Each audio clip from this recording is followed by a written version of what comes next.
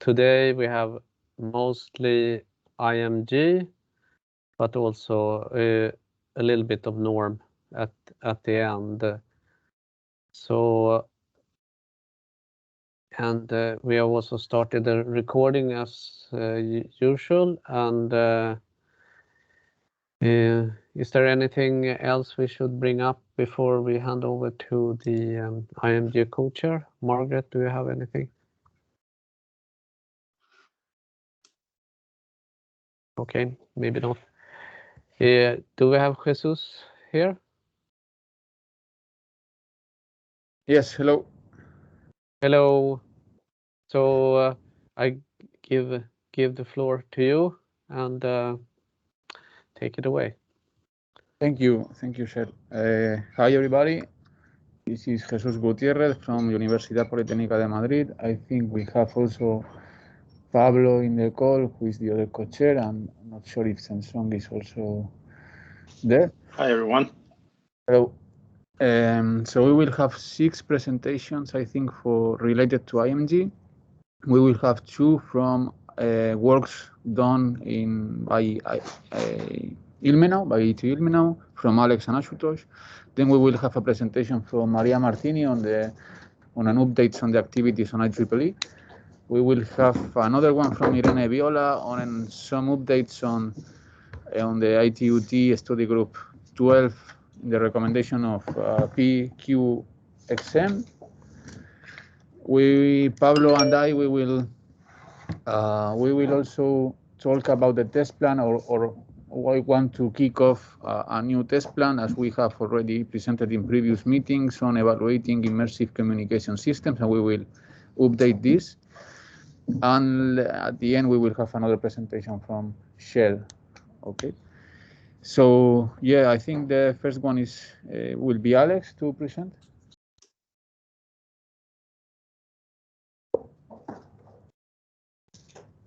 You are muted. Good point, yeah. So let me try and share my screen. It works. Do you see it? Yes. Yes. Okay, very good. Yeah, we just want to report briefly. I also brought a few of my my team members. Right? Do you still see it? Yeah. Okay. Good. I brought a few of my team members as well, who will take over very brief parts in this presentation. And what we want to do is really just want to inform you about what we're currently doing. We started actually some new projects this year.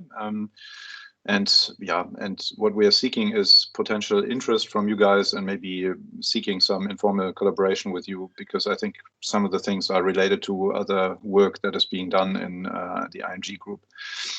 Okay, the co-authors of this presentation are listed here. We have a few new team members as well from these new projects. Yeah, that's actually quite a nice development. So first of all, there is some larger framework project that started in Germany beginning of 2021, which is referred to as Audictive. That's mentioned up here, and it's actually a so-called priority program. How does that work? It actually is funded by this German Research Foundation. That's the agency which funds fundamental research projects in Germany, and such a framework project, such a priority program, is basically created by some organizers. I'm one of those. It's headed by Janina Fels from Aachen, who's an acoustician, and the idea is that the German Research Foundation then reserves money for a certain number of projects, and then a certain set of people apply for getting funding for their projects, right? And the idea is that these projects are always multidisciplinary and with at least 2 partners. And that's the idea is here to foster really some more interdisciplinary collaborations, which normally in this German Research Foundation are not so easy to get funded, at least not for the individual projects, right? You have different areas, and then you have to really submit it to one of those areas. And normally when you work across those areas, then it's a bit more difficult to convince the corresponding areas to get that funding, right? And so these programs are dedicated to such multidisciplinary research. And we were actually, we're quite happy to be involved in 3 of those. I think overall it's 11 projects, and we want to briefly report about these because they are strongly, in my view, related to IMG. So one is here this audiovisual plausibility and experience in multi-party and mixed reality. And Felix Immor from my team will briefly present this a bit later in like 2-3 slides. And this is a collaboration with the lab from Karl-Heinz Brandenburg. Some of you may know him, and Stefan Werner. They are spatial audio guys. And then there is another collaboration partner, that's Bernd Fröhlich. He is a professor at University in Weimar, and they are working on virtual reality and visualization, and are quite active in this regard, and also have some large-scale presentation framework that can be used for multi-party XR communication and on like very big screens with a parallax corrected viewing, which is actually quite nice. Then EcoClass VR is a project that Stefan Fremrey from our team will very briefly present. That's a collaboration with the RWTH Aachen. Here again with an acoustics chair, and in addition the TU Kaiserslautern, they're the psychology chair, and here the work is on speech perception, audiovisual speech perception in classroom type scenarios. And the last one, which will be presented briefly by me, but then later on Ashu will have a short presentation about a database topic that is part of this project, is QE-Wave, where it's more like this, like a holistic fundamental research targeting some overall framework for audiovisual, spatial, first 360 video, and then with audio obviously, and then virtual reality evaluation, right? And the idea behind all of these, and I'm skipping one slide here just to make you understand what the idea is about this priority program, is that people from these 3 different fields come together and collaborate, right? So psychology, acoustics, and VR technology. And this framework is actually is funded primarily by the acoustics department in this German Research Foundation. And the idea here is to foster collaboration in acoustics with these other groups here. And now these are the 3 priorities worked on. The primary one, which gives the name to this addictive auditory cognition and interactive virtual environments, is research on auditory cognition. And this can be from scene analysis over communication, over, as I said, performance in complex acoustic environments and these kind of things. And then the idea is to use, for doing this research, to use interactive virtual environments, so VR technology. So this is the guys here are typically computer scientists, right? People dealing with VR creation.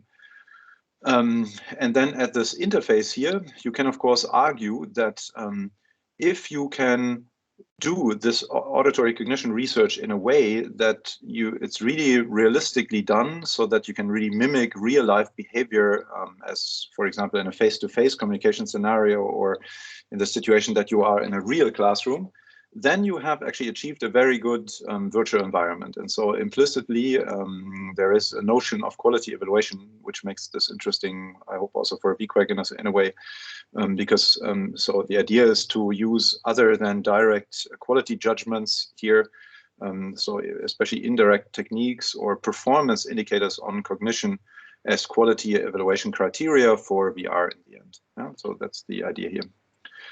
Okay, and then, as I said, these 3 example projects we're involved with that I'd like to have presented here. And this webpage here guides you to all the projects which are there. So there are further consortia, quite nice ones as well, that are dealing with additional projects there. And the other project that we more recently started only in summer, so there's not much many results yet to be presented, is funded by another research funding agency in Germany, which is the Carl Zeiss Stiftung. I mean, Carl Zeiss, I think you know, it's actually a foundation which is completely owned by the two companies Schott and Carl Zeiss Jena, and these can basically, based on the earnings of these companies, they are funding research, and we are now funded for a project in a so-called program that is called Durchbrüche, which targets, so it's basically breakthroughs, the English translation of this, and it targets research that is directed towards senior citizens to make their social contribution and social life better, right? And so the work that we are conducting here is targeted to co-presence of humans. So we are all aware of what kind of communication we're mainly carrying out at the moment. This meeting is virtual, of course, and the idea is here to investigate some innovative technologies. I mean, others are doing this as well, I'm totally aware, obviously, but the idea here is how would you specifically target this to this group of users, to seniors, both in terms of usability, that's of course an issue, but also in terms of the network technology that is currently available, right? So we cannot target 6G or something where you have super large bandwidth. Also, it must be relatively narrow bandwidth. And of course we're eagerly following the activities that are going on in industry also in this regard. Sorry about this. The other chairs which are involved here, besides me, who I'm actually coordinating this, are again this group from Karl-Heinz Brandenburg, who's working on the spatial audio aspect. Then now for the VR aspect and gamification aspect, there's my colleague Wolfgang Broll and his chair. And then we have a pretty strong media psychology chair involved from TU Ilmenau, Nicola Döring. And then we have a cognitive robotics and neuroinformatics guy involved with his team, Horst Michael Groß. And so we're investigating both augmented reality type telepresence, but also robotics-based telepresence in this. And I will very briefly present this in a couple of slides. Good, and then maybe we can start now with these addictive projects, brief overview, introductions, and I'd like to ask Felix from our team for presenting very briefly the first one. And I will forward the slides, so Felix, just tell me when to switch, please. All right, thank you. And hello also from my side. My name is Felix Immer. And I would like to provide a brief overview of one of the ongoing projects within the scope of immersive media within this addictive framework, which is the project Applause-AMAR on audiovisual plausibility and experience in multi-party mixed reality. And in this project, we focus on the assessment of multi-party communication scenarios in immersive systems, especially evaluating plausibility and presence. And together with our partners that have been mentioned, we're working on this with the main project goal to gain a robust understanding of factors influencing plausibility and quality of those audiovisual experiences in multi-party shared virtual environments. And for this, we use real-time, or it is planned to have real-time avatar representations, or realistic user representations, and also real-time audio to enable this communication and conversation in such realistic environments. We involve both VR using head-mounted displays, as well as mixed reality through a large multi-user projection system with always the comparison with real face-to-face scenarios in mind. And we also cover both separate remote users as well as groups of physically co-located users, which is a special case in that regard. Moving to the next slide, the main research questions here include which factors influence plausibility of such audiovisual experiences in multi-party shared virtual environments, as has been said. And how can the effect of those factors on plausibility be best evaluated, meaning what could be evaluation methods for this, and how these factors reinforce and compensate for each other, especially in the case of such interactive communication. And for this, we also plan to develop a set of tools, first of all, to enable a plausible group-to-group communication, and also to, afterwards, enable immersive re-exploration to basically support the offline analysis of various quality metrics. Moving to the next slide, thanks. As in our lab at TU Ilmenau, we are concerned with quality and quality of experience evaluation and evaluation methods, both in audiovisual communication and telemeetings, as well as in interactive immersive systems. And we assess human perception. In this project, we deal mostly with the design, implementation, and conducting the user studies, help on audiovisual integration, and in particular assess and evaluate quality of experience related concepts, including audiovisual media quality, plausibility, presence, and other QoE metrics. And as far as evaluation goes, we include both direct assessment, for example, through self-reporting through questionnaires, or indirect assessment methods, conversation and speech analysis, as well as behavioral analysis. And in these images there on the right, on the top right, you can see exemplary illustration of the current state of our communication system with abstract avatars, with work on a live reconstructed volumetric avatars ongoing. And on the lower right, there's a small exemplary excerpt of the planned studies comparing the different setups to face-to-face scenarios in two as well as multi-party scenarios. So that's for Applausama.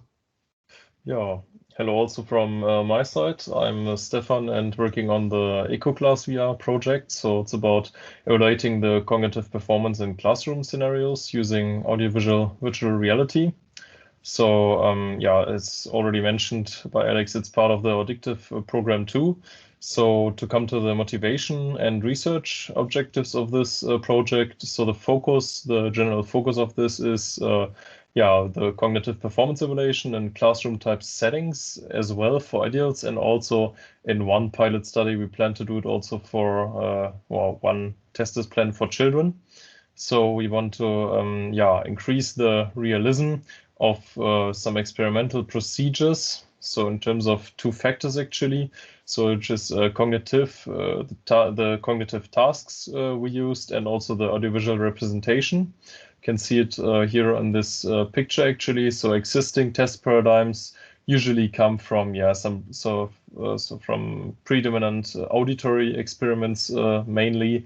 So the visual representation is really really kind of poor, which you can already see here where the mouse is. So it's really simple actually. So what we want to do, we want to transfer these pretty simple paradigms using immersive virtual environments. For example, as an example here shown, like in a classroom with a circle of chairs and a 360 video. And then in the end, we have our adapted audiovisual paradigms where someone is doing an HMD and consuming this VR content. So we'll also talk about that more detailed later after this slide. So we have 4 research objectives in this project. We at first want to transfer the experimental conditions actually of 3 different auditory paradigms to audiovisual immersive virtual environments, as kind of already explained here in the figure above. Then we want to also test these paradigms, whether they, where we get the same results in terms of the cognitive performance in classroom type settings. We then afterwards want to create some cognition-based QoE measures, and then also get a relation that's very important between these technical aspects of IVEs. For example, for 360 videos, it could be resolution, frame rate, and so on, and also then the cognitive performance, which is kind of different for the different test paradigms. So regarding the next slide,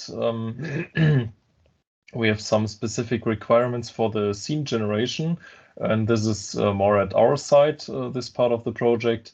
So we have 2 different visual representations of a classroom type scene.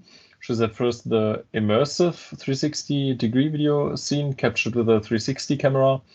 And we also have a CGI-based scene, which is modeled with SketchUp. And in general, we have, our goal is at first close-door photorealism, so it really should look good actually for both virtual representations. And also we want to get using these flexible approach I will just describe after this slide, which is required to conduct the performance, the cognitive performance test actually. So for this, we transfer 3 paradigms as said, and we want to do it as follows. So the approach for the 360-degree scene is as follows, that at first the classroom type 360 image is captured. Then we capture the persons in the media lab of our university, which we are currently doing actually. Then we do some post-processing and chroma keying of these persons actually in the classroom. So because it's difficult to record people in classrooms and also do all the acoustic stuff and so on, we do it in our facilities, and then later on we just insert them in the virtual scene. And then in the end, we have our final 360 video.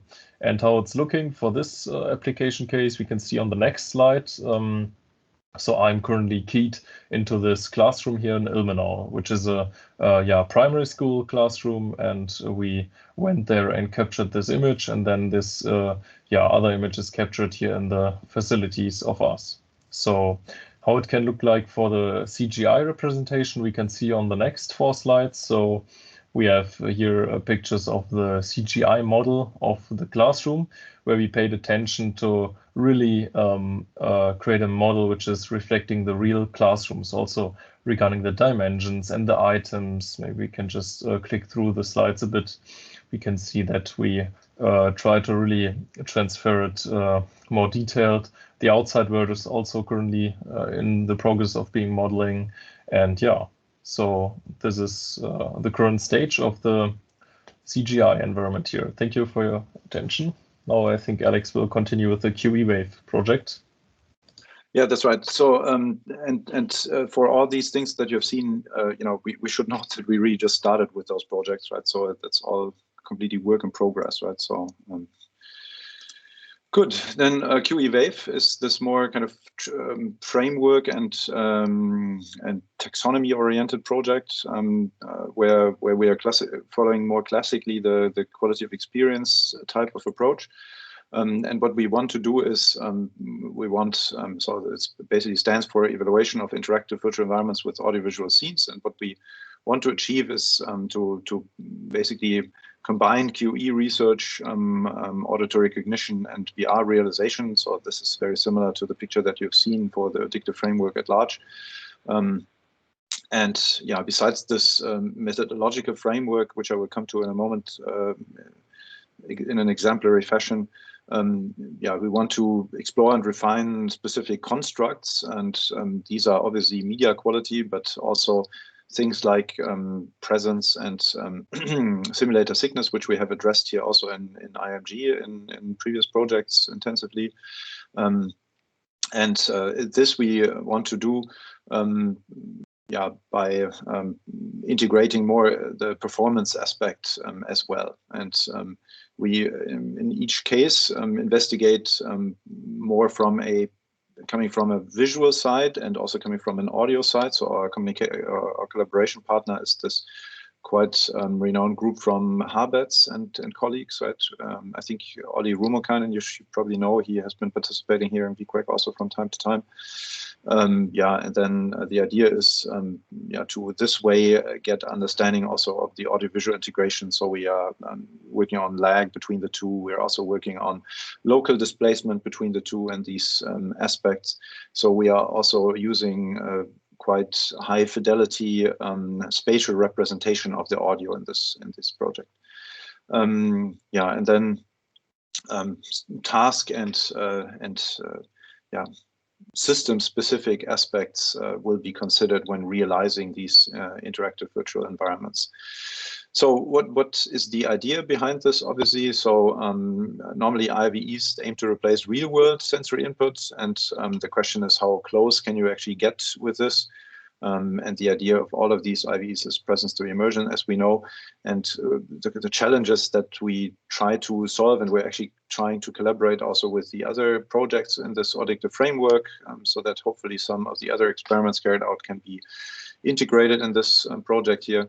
So these IVEs have a relatively high degree of complexity of sensor information, and of course they are multimodal. What we are trying to create is scenes that are evoking appropriate internal references, so that we're not, if possible, not in the domain of the IVE, but really trying to have the IVE really just represent real life, right? So that's also maybe important to note. We are in most of these projects not including actions that are possible only in VR or in gaming, right? So it's realistic actions that are possibly also carried out in real life. Then there is obviously a divergence between the quality-related, multimedia quality-related community. That's of course melting down, right? Already here in IMG, it has been melting down considerably, and this VR/HCI community. And so we're trying to take a holistic view to also work more on these indirect methods. Even in QMX, in the last two editions, I would say there have been more and more of these, for example, indirect methods being used, right? So far, of course, media quality assessment has been focusing mostly on these direct methods with questionnaires, typical scales, ACR, and so forth. And here we are trying to work more and more towards this behavior analysis and indirect methods that are, of course, widely used in this VR and HCI community, and try to combine these two, to bring these two worlds together a bit better than previously made. Yeah, and the approach is based on a decomposition into these 5 work packages. So there's one accompanying framework work package that has a first taxonomy being built up. There are such taxonomies for audio and video separately, but not really for audiovisual technology. It's quite funny. We got a first paper rejected because people were saying, we're not citing the appropriate literature on this.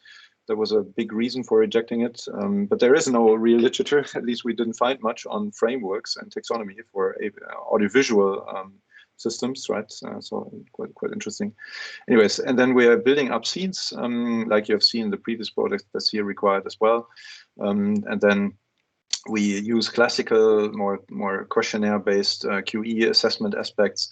And then we are focusing also on other aspects, such as the ones that we also have started to intensively look into here in IMG group, of course, simulator sickness and presence,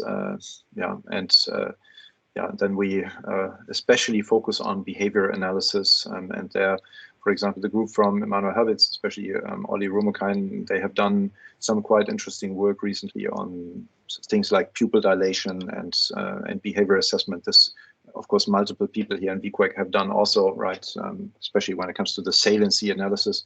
But now it will be interesting to also derive how can this be analyzed to understand whether the IVE is realistic or not. Yeah, and this is like an initial, already a couple of months old version of this taxonomy. Right, so where it's just an illustration actually of the taxonomy. So you have the system and you have the person, and there are different aspects that are both that are visual and that are audio related, and of course there's an interaction here, and this goes from scene description over capture settings, signal processing, properties, coding, presentation, and all of these can of course be analyzed and then translated into enriching metadata. And then at this boundary here, you have the person interact with this based on sensation and directing attention to audio and video and the audiovisual integration. And then based on that, certain cognitive processes that are, of course, interacting with each other here are created. And there's certainly an impact on your mood and maybe also on your feeling of comfort, such as simulator sickness. This just looks like an illustration, and of course it is, but the idea here is that this comes with a very large mind map and a spreadsheet which we're currently filling. And maybe if in the audio domain, this is relatively common, that you have these taxonomies which are related with the term sensory evaluation, where you try to break down the features that are happening in people's mind, and at the same time the technology into descriptors that can be used to get a holistic perspective on what the technology does and what the corresponding perception happens in terms of perception. Yeah, and that is a study where we may also contact some of you guys to hopefully have you be involved in this taxonomy label elicitation, and that's something which we're currently starting to prepare, and yeah, we will get to you at some point about this. Okay, and then the final project we would like to present here is this co-humanics project. It's about co-presence of humans and interactive companions for seniors.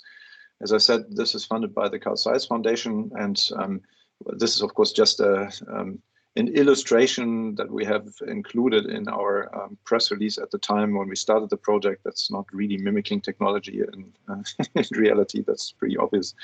But you know, we have to recruit seniors also for this. So we have a specific target group of people that we need to recruit as test subjects at some stage. And for this, we try to illustrate this in an understandable way. And so the key ideas here is for this augmented reality scenario is obviously that you can, in a hat-tracked version with corresponding AR glasses, have multiple people be present with you in the same room. That you can also, for the audio component, direct yourself in a way that you can hopefully reduce things such as Zoom fatigue. If that exists, that's an interesting debate we can have. If you are interested in this topic, I am very much. For example, you can direct your attention to certain participants in the room, and of course, auditory scene analysis is supported by a spatial division of people. With head tracking, you can have them be present at specific locations. So all of these nice things that currently are missing in such video conferencing solutions, and they're missing for a good reason, I'm aware, right? But we're trying to investigate in how far the feeling of feeling close to people that are not physically present in the same room for especially this target group can be supported. And here for the robotic scenario, there especially some helping scenario is of interest. So the person visiting could maybe point to certain instructions or help on some technology related questions. And here, it's not the robot, it's not, it is of course autonomous by itself, the robot per se, but the robot is not actually the person that the senior is interacting with, but a person that is basically sort of carried by the robot, right? And here ideas are, for example, that you can direct the camera perfectly to the elder person, and that this visitor, so to speak, can then follow the senior. I mean, like really more and more behave as if the person was present with senior in the same room.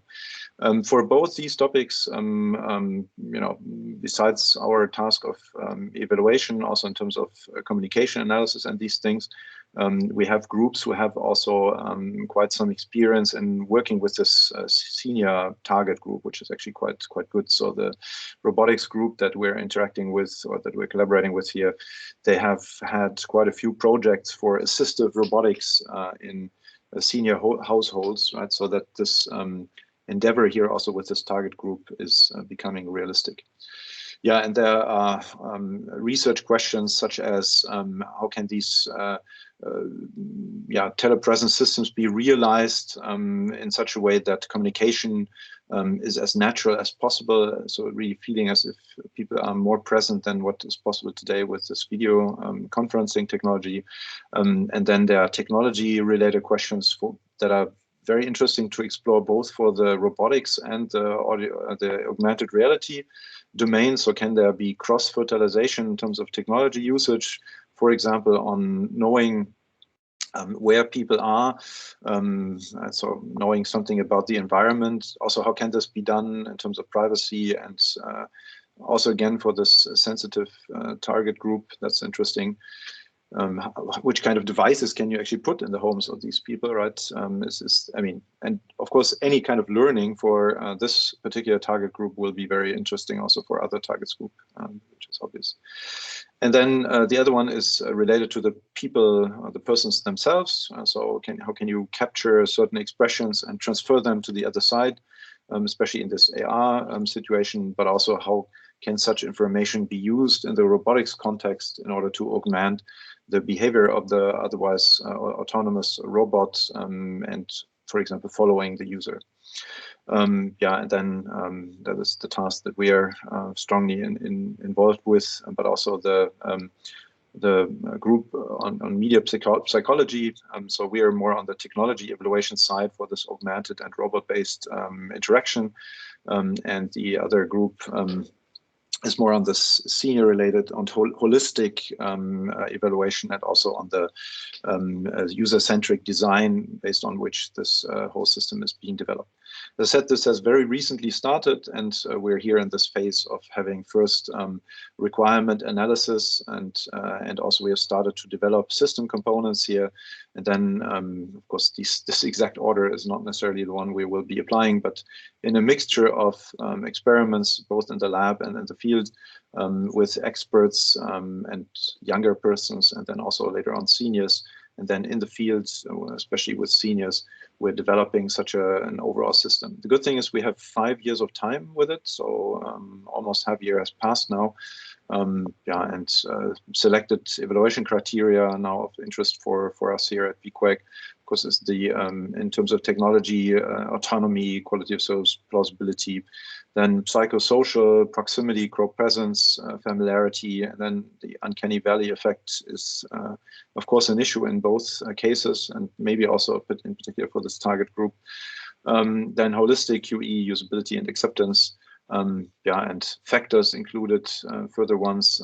There are multiple modalities. Sometimes only the audio modality may be of interest, right? Some of these people would be rather calling someone on the phone instead of having visual information addition and these things. Yeah, and then of course, how interactive is the personal interaction with the people that you are meeting. Voila, so this is the Coimanics work. These are some initial references here that are at the end of this presentation. And I'd like to, in this case in particular, have this acknowledgement here. So we are strongly funded here by the German Research Foundation and by the Carl Zeiss Stiftung. And we also got some material fund here from the Thuringian state for a lot of nice infrastructure equipment that we can use in these projects. Thank you very much for your attention, and yeah, we're very happy to get your questions. Thank you, Alex, for this interesting presentation. I think these projects are very in line with the test and activity that we want to push. So yeah, let's see if later on in the discussion we can talk a bit more. I can see a question from Lucian, or the hand for Lucian. Hi, thank you very much. Yeah, this is very interesting indeed. And I'm really interested in the future results. I guess we will see it. But my question was related to the first project, like when there is telepresence, and this is more like generated from the, I understand it's a virtual person that is there. I'm wondering, you know, how much there will be telecommunication involved, like how much the network speed, for example, will have any influence beside maybe delay. But I understand that then the throughput, for example, has nearly non-influence. Or do you consider it, or the UX part is so much more important and so much more you know, difficult that actually this network part is not even considered? I mean, maybe I can take the question, Felix, but you can of course barge in, right, if you have additions. Yeah, so it's a very good question. We are currently exploring this. We think that indeed for this kind of avatar-based scenario, right, where you have the HMB-based scenario that for which Felix has shown some images. Network will not be an issue, but there's also this other scenario where we have this large screen, and there it is really a realistic texture that is used for the people, right? I mean, you can of course call them avatars still, because they are somehow reproduced persons, but they look pretty realistic. And we have actually had conversations with the system. I mean, the system mostly exists already. I mean, just the spatial audio component was not existing before. And the reason why we actually wanted to have this project is that we kind of tried it out together when I was visiting them 2 years ago or so, where a previous version of the system was set up. And it was strikingly realistic, because what they have in the system, it's pretty unique. I think they have this parallax corrected multi-user system. So if you are basically pointing to a certain object, regardless of who is actually doing it, the others will always see the parallax corrected visual information. So it is, and that is interestingly very much adding to the realism, right? And there actually the data rates are of course much higher. But of course, the project is not really a telecommunication related project, right? So it's a fundamental research project. So in this scenario, both parts of the team would be in the same building, right? And so there would not be like a big, transfer of information from one place to the other. That's more relevant, as you said, I mean, for the HMD-based case, right? And what we want to do is, of course, to compare these things in order to how do these different representations change your behavior in this usage, right? And there's quite some interesting recent work being published a couple of years ago. And this is also where we start, right, to mimic some of the experiments which are out there. There's very few actually which do exactly this kind of analysis in terms of behavior and communication as well. But it's a super relevant question, of course. But sorry, to conclude, there were very visible artifacts at the time, and we were all wearing glasses, but it was so strikingly realistic, the enabled communication, that I kept forgetting that some of the people in the room did not have the audio. So I was kind of including them as if they were actually all with me in this kind of communication with the others on the other side. So for me, it was just, we were all standing there, right? And so the hypothesis really is that certain amounts of degradations can be overcome or can be replaced in cognition just by the fact that you are very intuitively interacting with the other persons, right? And certain features such as this parallax correction, for a very strange reason, was more relevant in the interaction than the fact that there was some pixelization around the head because we were wearing these glasses, and it was a bit the depth analysis at the time was not perfect and these kind of things, right? So it's quite interesting, I think. And now the question is, how different are these scenarios when people are starting to communicate with them, and how do they compare? Thank you very much for your explanation.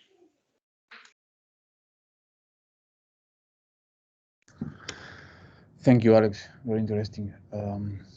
Are there any more questions for Alex?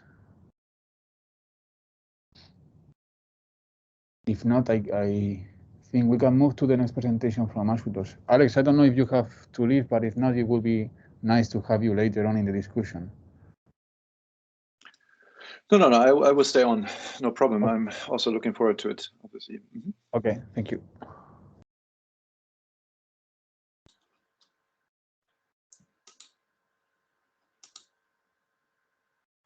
Sorry, I'm really not very used. You don't see my screen anymore, right?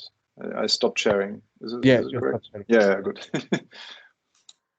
Now we see the screen from Ashutosh.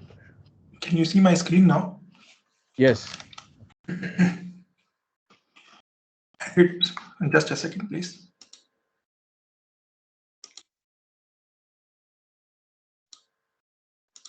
And you can see the full screen, right?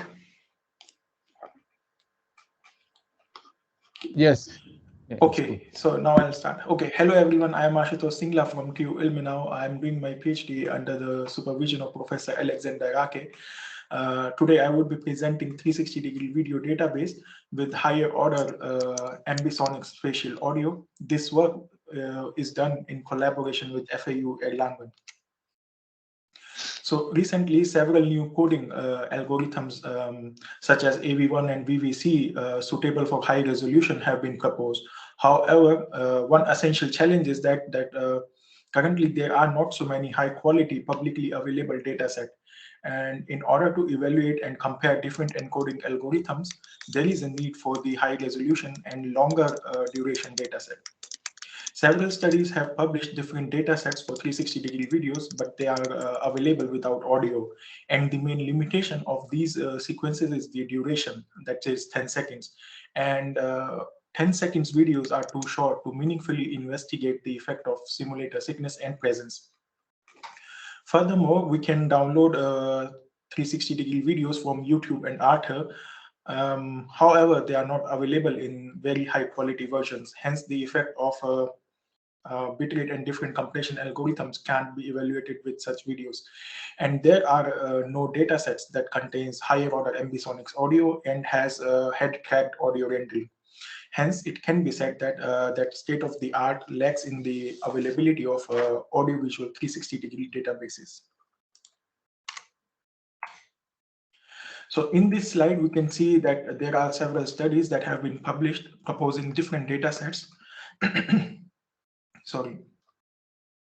Most of the data sets that are presented here are available without audio, and these data sets also have a very short durations. And some of the data sets have also selected the videos, let's say this one, they have selected the videos from online platforms. And a very few ones have captured it by themselves using GoPro Omni camera or Insta360. There is one paper where there is there are some video sequences that are available in the high resolution, and the duration is also a bit relatively longer. However, there is no information about the audio, whether the sequences are available with audio or without audio. And according to best of our knowledge, there is only one paper that contains the first order ambisonics spatial audio. But this data set is collected from YouTube and is not available in a higher quality version, as it's available only in 4K. And the duration is also a bit short as what we are looking for. Hence, it can be seen that there is a need of a new and a high quality 360-degree video sequences. In the first iteration, we proposed 11 monoscopic videos captured in Ilmenau and in Nuremberg in 8K resolution with the static Insta360 Pro 2 camera at 60 frames per second. And the audio was captured by Eigen mic, which captures up to 4th order ambisonics audio. And and in this figure, you can see this recording setup illustrated in this figure. And this is the Insta360 Pro 2 camera, and that's the Eigen mic.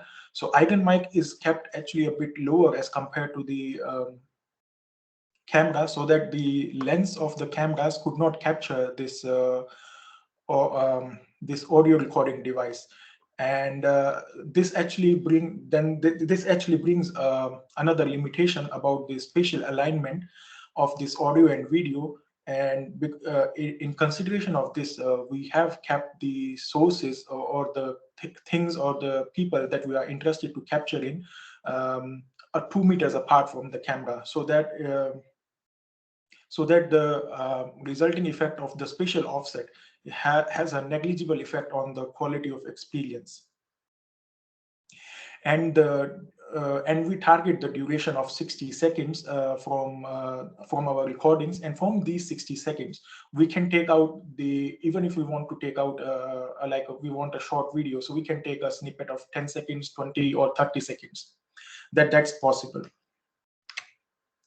So basically, this slide shows the equirectangular frames of all of the 11 recorded scenes. So here we can see that we have captured the indoor scenes, outdoor scenes, nature, buildings. We have also music scenes. And now I'm going to show you a couple of sequences. And I want to know if I can share my audio as well. I don't know how to share the audio here.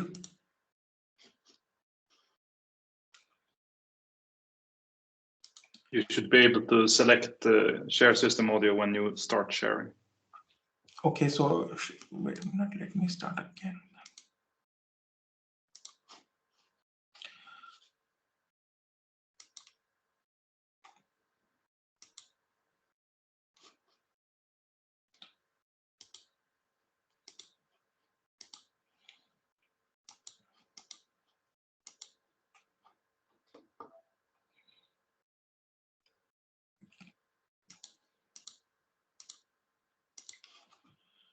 So this is the, can you hear the audio? Or can you see my screen first? We can see your screen, but we cannot hear the audio. Yes, no audio. Yeah, okay.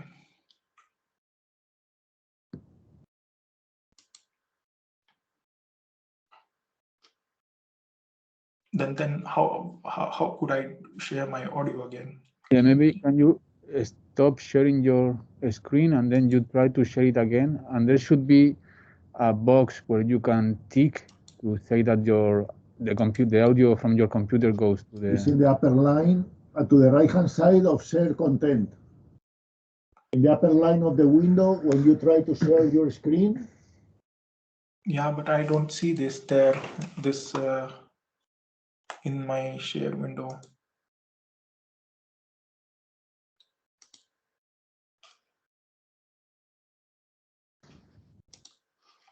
When I press in the share button, share content button, just left to the leave button, I can see in the right corner in the upper part. I also So include computer sound. don't have that option. I think it depends on the version of the app. okay, maybe I can just play the video if it does not work Maybe now. you have not the latest version of Teams, because in other versions it was impossible. Okay. Okay, then let me just show you one or two videos then. Can you see my screen again? Yes, we can see the screen. So here, like we have this an indoor setting where a person is playing a saxophone. So for the first 30 seconds, only it can be seen that a person is playing saxophone. No passerby is there. But as soon as some time passes by, a girl starts walking in high heels, and one can hear the audio, the sound coming from the high heels coming from. And to make to attract the attention of the user, whether the user has paid attention to a certain event or not, we added this event where girl put some coin to the musician.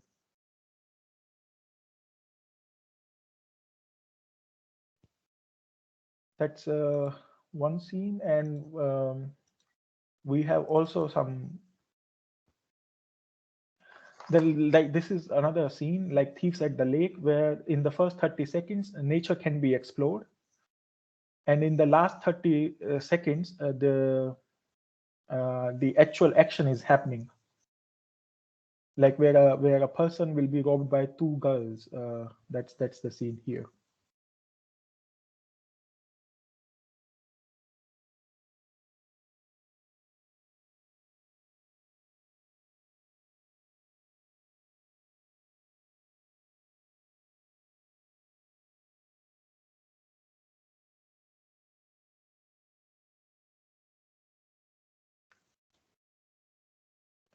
So this whole action is happening within the 30 seconds. So if we want to take 30 seconds with action, then we take the last part of it. And if we want to explore the nature and the surrounding beauty, we take the first 30 seconds. And if we want the whole sequence, then there is a sequence of.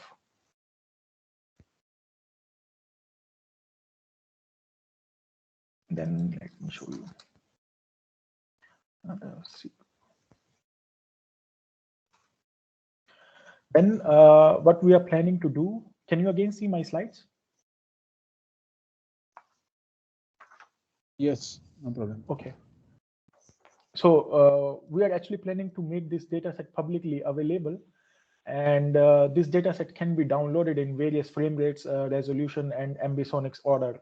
And audio and visual content will be available independently, and it can be also downloaded in a single file in an MP4 container. So we will be providing only audio, only video, and then audio visual file. And we will be also uploading our data set on the YouTube, where but the limitation of uploading our data set on the YouTube is that we cannot order higher order ambisonics there. We can YouTube supports only up to first order ambisonics. And this is the first snapshot of the website that we have.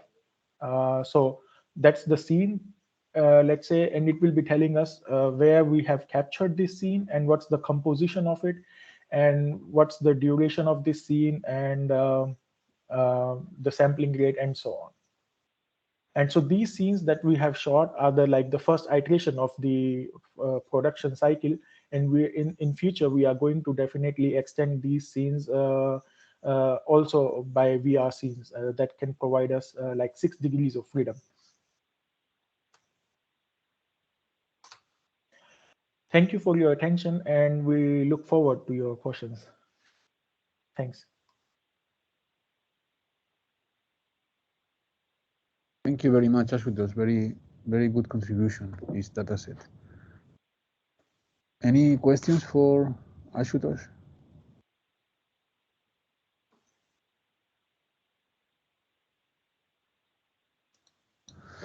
Doesn't seem so. When do you plan to, I mean, or when do you expect to have this online? Maybe in 2 months' time, within 2 months' time, by February end, we should be having this data set publicly available. Okay, very good. Very good. Thank you then. I think we can move to the next presentation. Maybe we can, because Maria, I don't know if for the presentation, she told me that she was in another meeting. If she's not ready, maybe we can have the presentation by Irene. That's fine by me. If I mean, okay. I am ready. Then you can start, because she told me that after. So whatever better for you. Yes, Irene, please go ahead. As you wish, Maria. Like I'm also fine with doing it later, as it's better for you. Same for me. Go, Irene. Go ahead, please. Okay. I think you were the next one in the order, right? And I think you were the next one, so that's why I'm. Yeah, it was you, Maria. I was just because I thought you were not. Okay, great. I thought I was the fourth one, but perfect. I can. Let me check if I can set the presentation quickly. So maybe I can. Okay. So let me check if you can.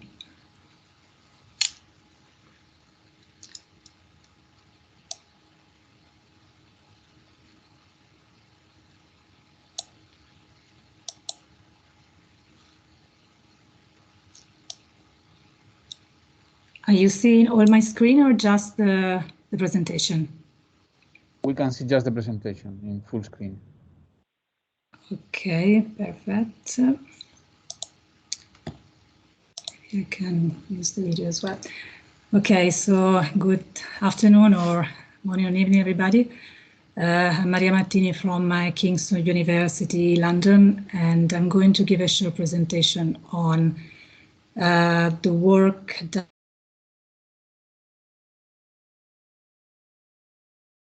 we established the group on the task group on human factors for visual experiences together with Patrick Lecaleitos, his idea, to liaise with the ATOPELI standardization group. So the idea is to have bidirectional communication between VQEG and ATOPELI standardization groups on human factors for visual experiences, and in particular on immersive environments. So there are mainly 4 activities that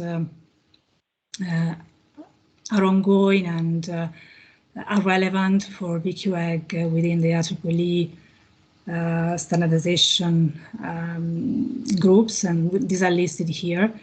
And I have reported in bold those which are currently active. So I will provide an update on those reported here in bold.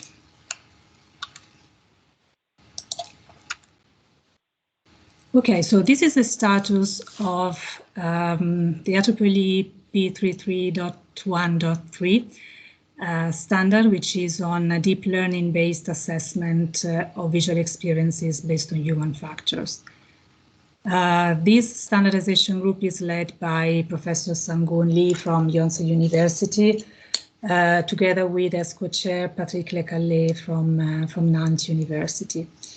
You can see on the right the current status of this standardization effort. So we are at the end actually of it. So this was submitted to the review committee of the IEEE standards, and we expect an approval around February 2022. This standard addresses not only deep learning-based metrics for the quality assessment and content analysis of VR, the focus is in particular virtual reality and augmented reality, but also addresses elements such as cyber sickness, motion sickness, due to visual content in VR and AR. To note, I think I mentioned in a previous meeting as soon as it was released, to note there is a data set that was made available by the standardization group on VR sickness and presence, which is available in the web pages, from the web pages of the IEEE Standards Association.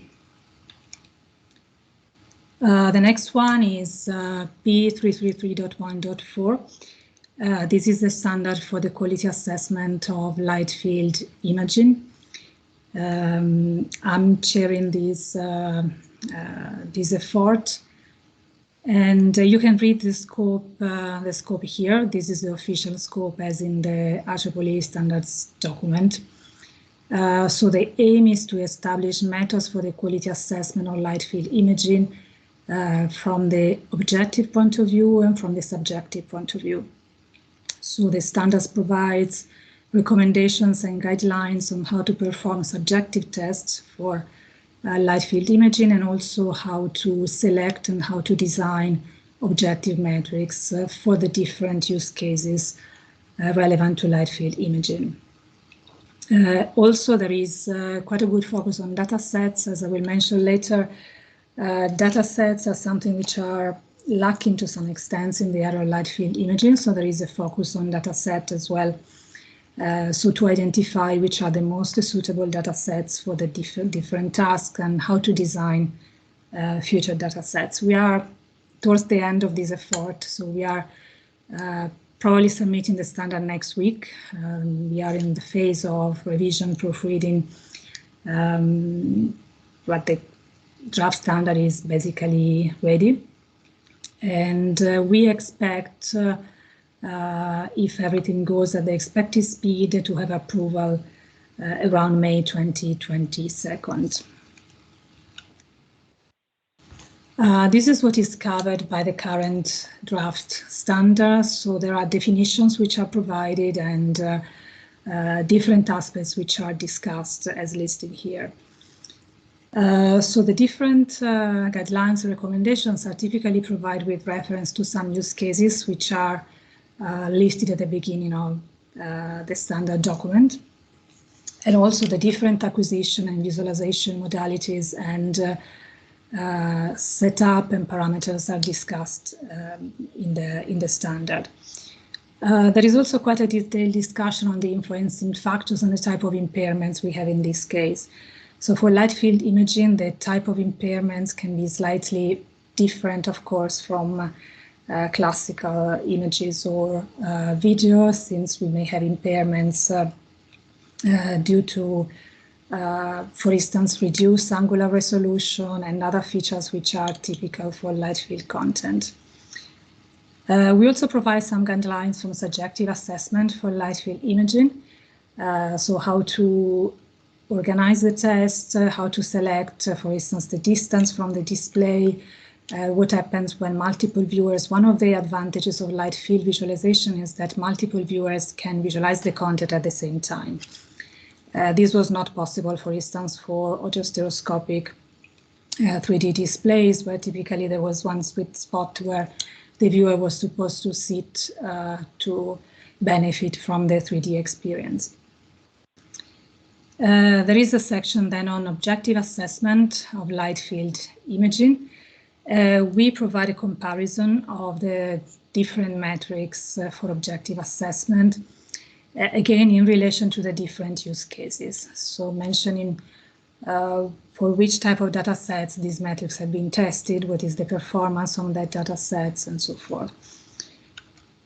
And then we provided some information on the data sets. So it's not, let's say, easy to describe. This is quite a long document, so it's not easy to provide an overview of the data sets. So I decided to focus on one or two elements. For instance, one of these is the subjective assessment, how to select the viewing distance. So we consider this rule of thumb for the maximum viewing distance in relationship to the angular resolution.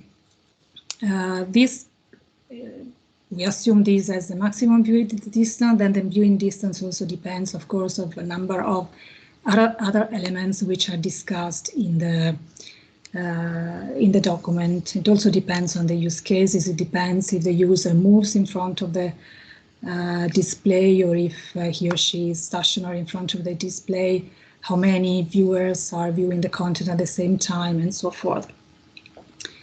So some of the considerations that are provided in the standard have been presented also in some papers which are listed here. So until the standard is available, you may, if you're interested, you can perhaps check the content of the papers which are listed here. In terms of data sets, there was also quite a major effort in terms of analyzing the different data sets and identifying the most suitable for the different use cases. So what was done was to do a taxonomy of the data sets, which were divided in 3 classes. Most of the data sets are either content only, so they only provide light field content without any information on the quality assessment. There are some data sets which are task-based, so they provide the content and also information on performance on some specific task. The public data sets providing information on quality of experience are still in a limited number and with some limitations which are discussed in the standard. Briefly, what I can mention in terms of limitation is that even in terms of content-only data sets, there are very limited data sets providing light field video content. There are many with images, but since we are in VQEG and the interest is mainly in video, I think it's important to highlight that there is still a limitation in terms of availability of data sets, including video, light field video content. And actually, there are no QoE data set with video content yet. We have almost finalized our one in Kingston, but this will not be in the standard, if not in terms of content. But at least before this one, there are no QoE data sets with video content which have been made public. And there is only one public QoE data sets where the tests have been done on light field displays. One of the issues, so we have seen, for instance, yesterday in the QAH working group that one of the major barrier and impairment in the case of medical images and medical QoE is also the availability of data set. But in that case, the main barrier is in terms of human resources, so how to find the expert subjects and how to collect the scores from them. In this case, the main barrier is the equipment. So the equipment for light field imaging is quite expensive. Equipment for capturing information, equipment for displaying information. So it is expensive, or in some cases even bulky. So in case the capture is done by multiple cameras, so not all laboratories have the required equipment. Also, in some cases, for instance, in our cases in the past, we ran a lot of subjective tests, but we did them in collaboration with the company. So the data set is owned by the company together with the university, of course, but it's there are also some practical, let's say, motivations, practical reasons, so that not all data sets have been made public. Yes, so here in the reference you can see, for instance, the only one data set, QE data sets which have been tested on light field displays. There are other data sets on QE that are still valid to some extent, in particular to assess some of the potential impairments of light field video, but not all of them. So for instance, some data sets, the tests have been done on autostereoscopic displays, in some on classical 3D displays, in some even on 2G displays. So this is something that has to be considered in terms of what is missing, and also for what is following. And okay, I will say it later. So first I have here some information on our light field video data set. So we will not include in the standard the QE part because we, due to COVID and so on, we have not performed the QE subjective test yet. So we can now access our lab actually, and we did some subjective tests. You have seen some presentations from Nabajit in the previous days. But since we had limited resources and limited possibilities to have students in the lab, we had to prioritize some projects, so we will do the test for this one later. But the acquisition part has been done. And the content, we expect the content will be made available at the time the standard is public. So what we did is we acquired a number of scenes with a plane optic camera. We used the Matrix R8 plane optic camera. We capture a number of scenes, and it is this content that will be made available, video content, because this is a video camera that will be made available together with the standard. Later on, we will do the subjective test and we will make available the results of the subjective test as well. The subjective test will be done on our light field display that now we have in our lab. In the past, we were collaborating with industries and doing the tests in industries producing light field displays. Now we will use our own one. What I mentioned earlier about the problem of data sets is reflected also in terms of objective assessments. So in the standard we have analyzed, within the working group, we have analyzed the available objective metrics for light field imaging, where we have done comparisons in terms of performance in the different data sets, in terms of which one is more suitable in each use case and so on. Something that we have highlighted is that most of the objective metrics have been designed and tested on data visualized on 2D displays or autostereoscopic displays.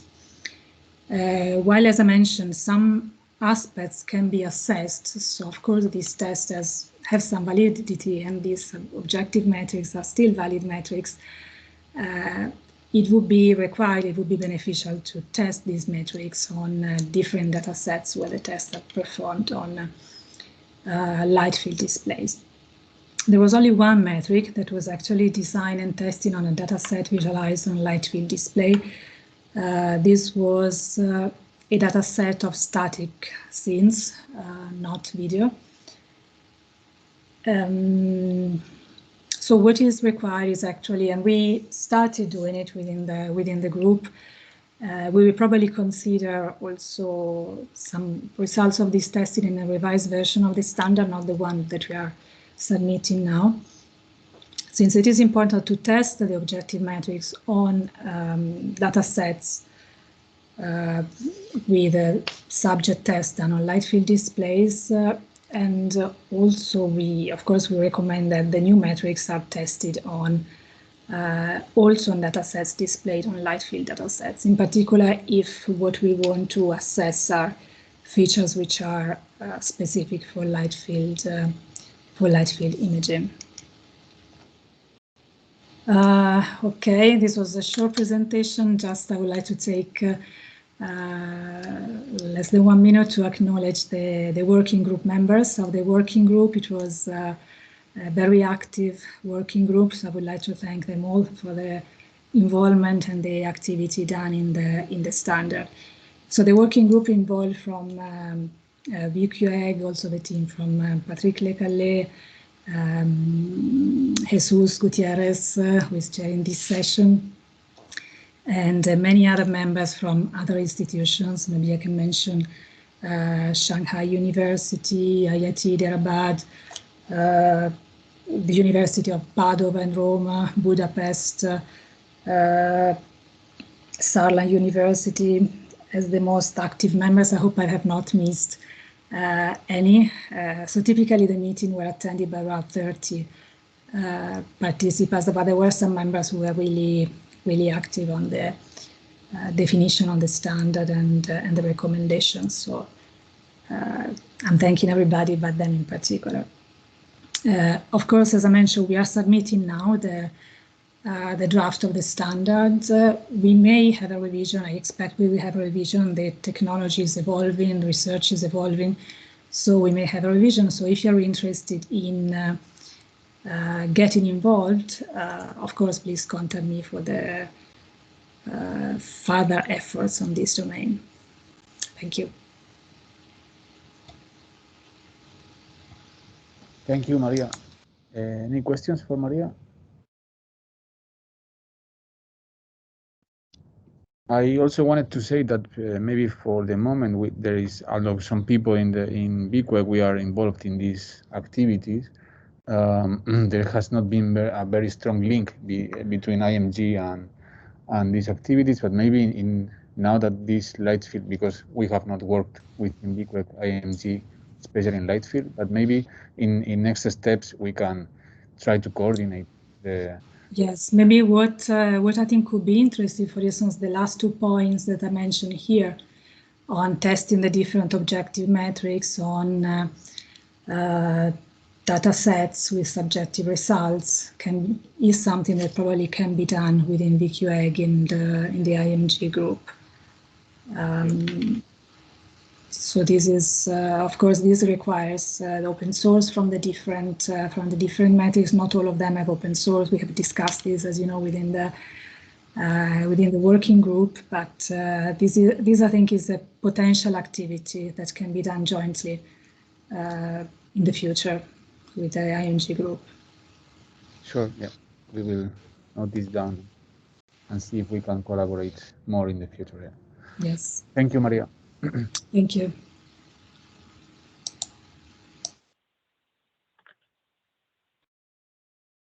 Okay, so let's move to the presentation by Irene, if you are ready. Yes, sure. So let me first share my screen.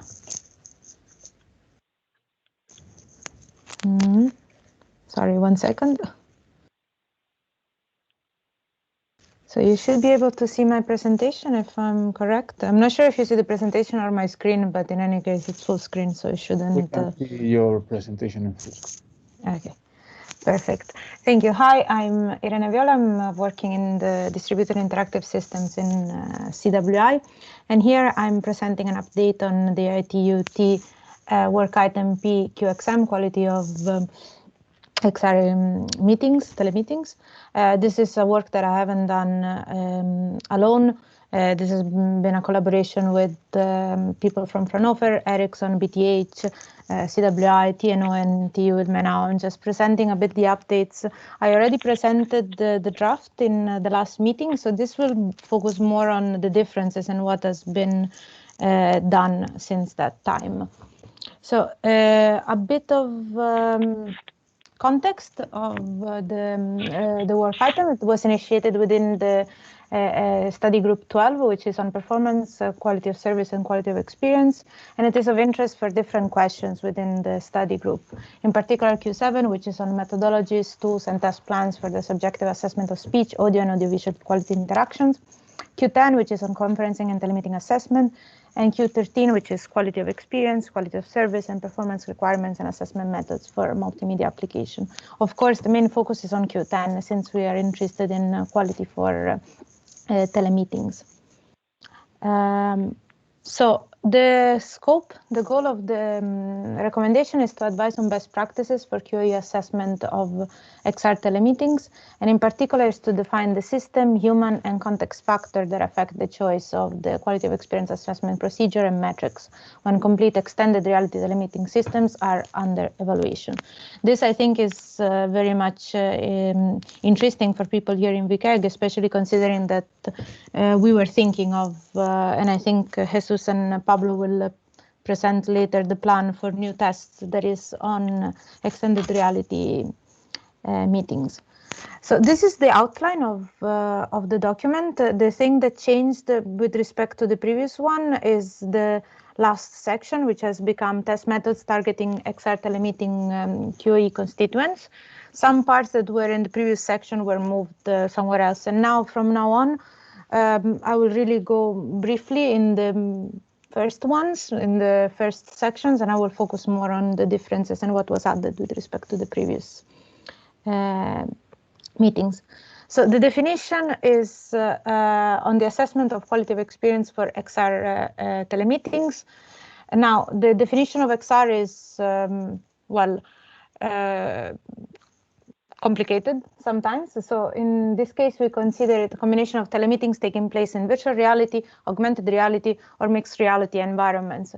The idea is to consider that such meetings can happen in virtual reality. They can happen on completely virtual or on a mixed reality setting, but there should be something that makes it more immersive. So a standard telemeeting conference would not be considered in this standard. So that's why we target services aiming to immerse the user and augment the exchange of information by delivering interactive, real-time, uni or multimodal sensor information for two-party and multi-party communication. Now, there's a note here from the editors for this to clarify interactive, because this term is used in many ways, and it's still an open issue. So if anybody has a way of defining interactive in a way that really involves XR meetings, well, feel free to comment on this. So this is relating to what I was mentioning before. We include telemeetings taking place in a virtual location or a combination of virtual and real location, mixtures of real and virtual participants, telemeetings with augmented elements for collaboration, virtual conferences, and joint operation of equipment. No, at the beginning, there's definition of VR, AR that are taken from the relevant literature. There's also some clarification on use cases that are covered by existing recommendation, and also an overview of the related work in other standardization bodies and industry, which includes VQEG. Right now, we have included mostly the IMG group, also the physiological signal part has been included, and we are missing some part on 5G KPI. So if any of the people involved in the group who want to contribute and just say how their work would fit in the XR telemeetings, that would be very welcome. Now I go to the sections that had more changes. So for the constituents of QoE and XR telemeetings, the ones that were previously listed were simulator sickness, immersion, presence, co-presence and social presence, plausibility, ethics of XR use, and carving out mental space. What we added in this case was fatigue and cognitive load, which is related to how Zoom fatigue is currently experienced in telemeetings and has been defined last year in several papers, and how the XR should improve on that by providing affective cues, ambient cues, social cues that can basically improve the quality of the experience while reducing fatigue and cognitive load.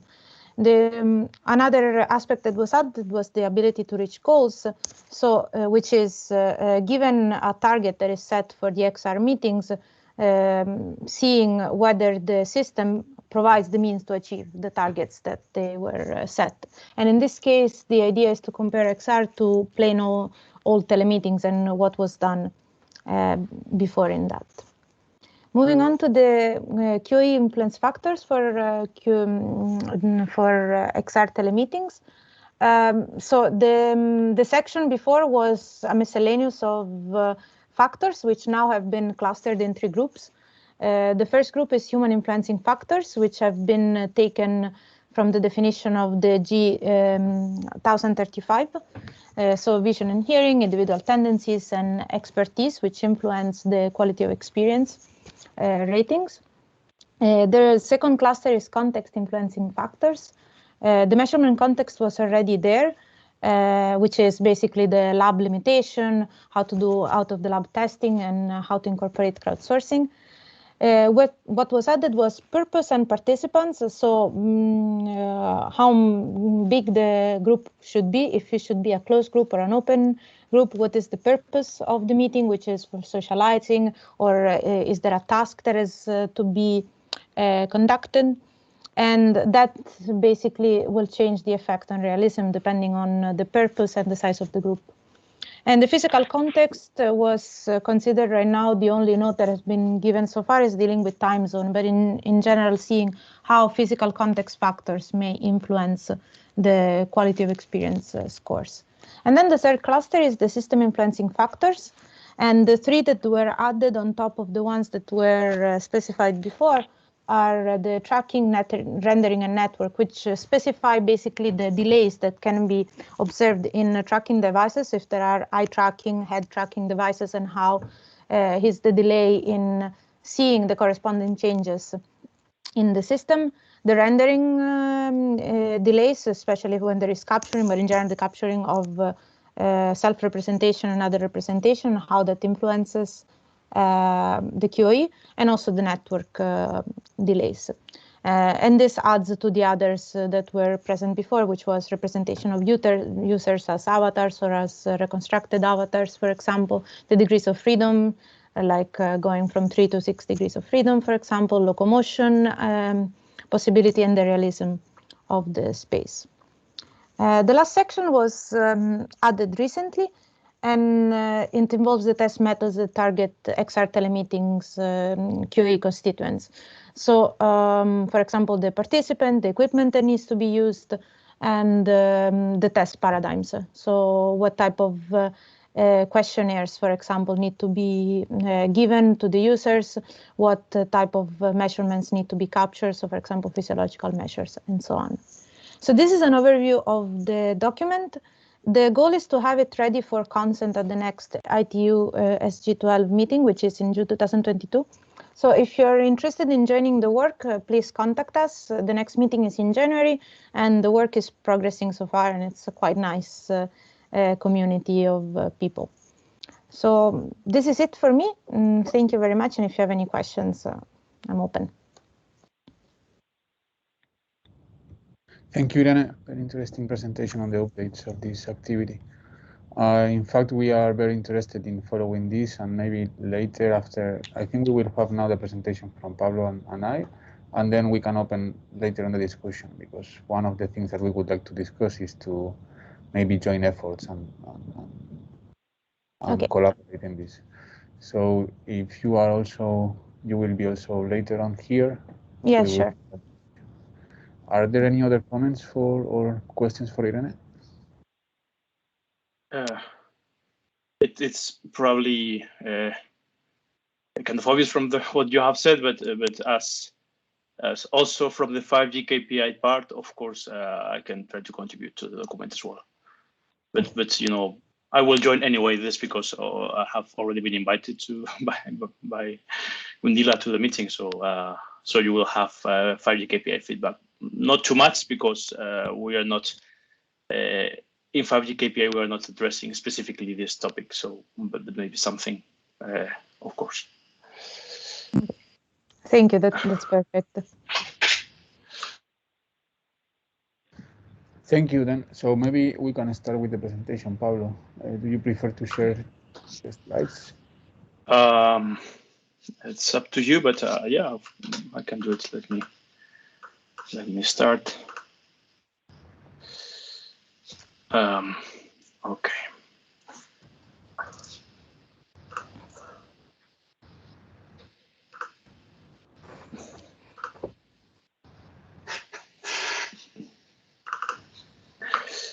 Okay, are you seeing the slides? Yes. Okay, so hi everyone, I'm Pablo. You all know me at this time, I hope. Yeah, I prepared this presentation with Jesus to discuss what we can do together in the IMG group, following up what we presented. Well, actually, he presented in last June.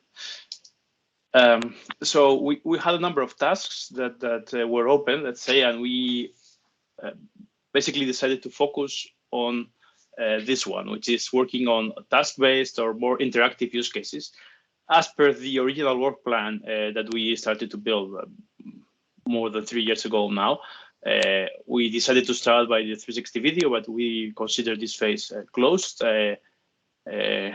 except the fact that there are some data that we need to finalize. So there are some small open issues, but we are focusing now in this new part, which is exploring again the interactive use cases, the collaboration use cases, such as the one that's been described by Rene just a minute ago.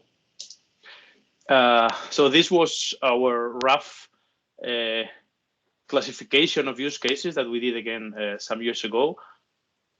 From the most simple one, the unidirectional entertainment use case, the typical 360 video one, to the more complex bidirectional human communication use cases that we are targeting, without forgetting the possible use of machinery control as well. And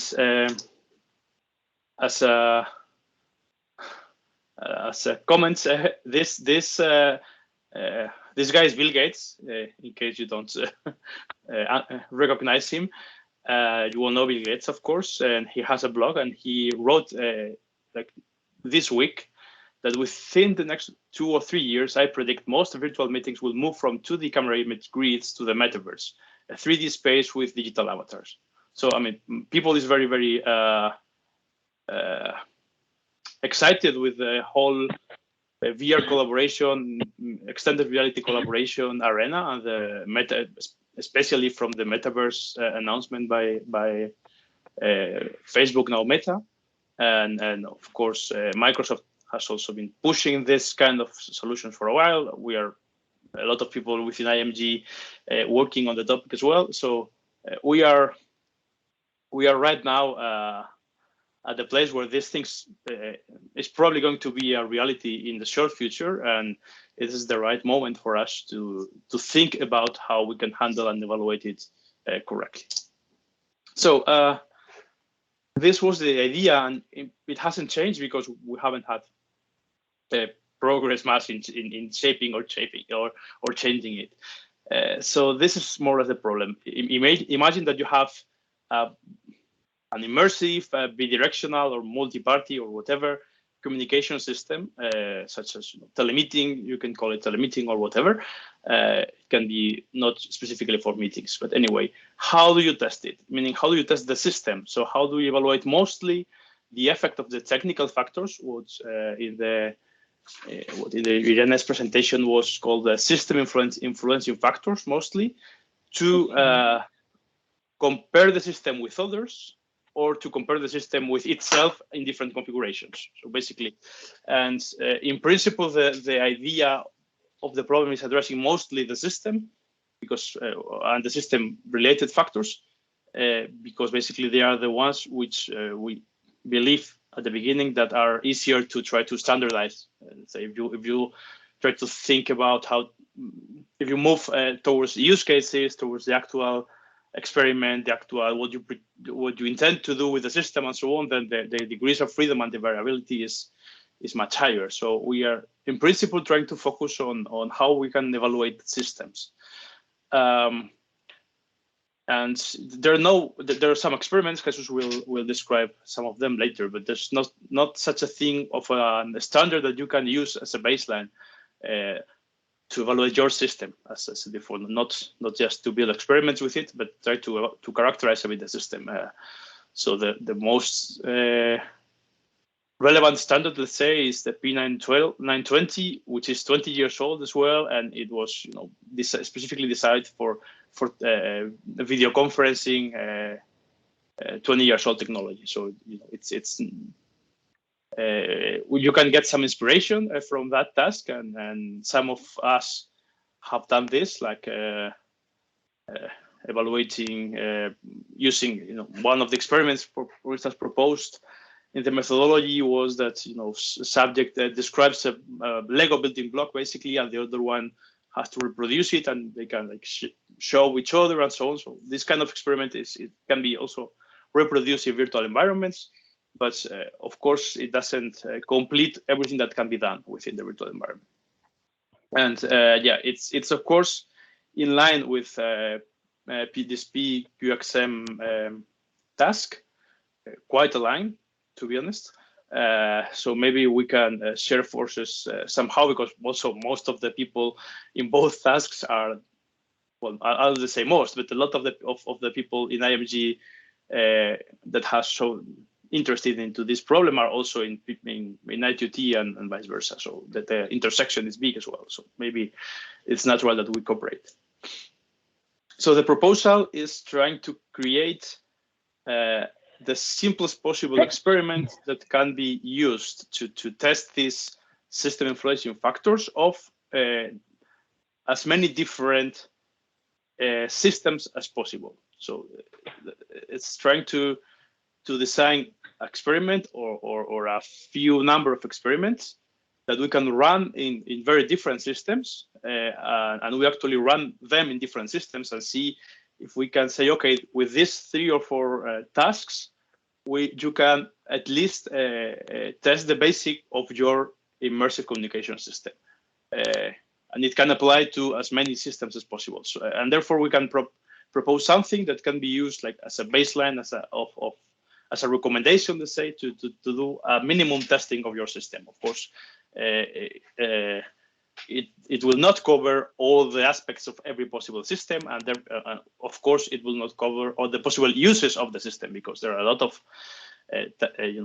context-based and task-based and personal-based factors that will depend a lot on each specific system and experiment. So this is not what we want. What we want is something which is simple and mostly covers the evaluation of the immersive of the technical aspects at the lowest level as possible. So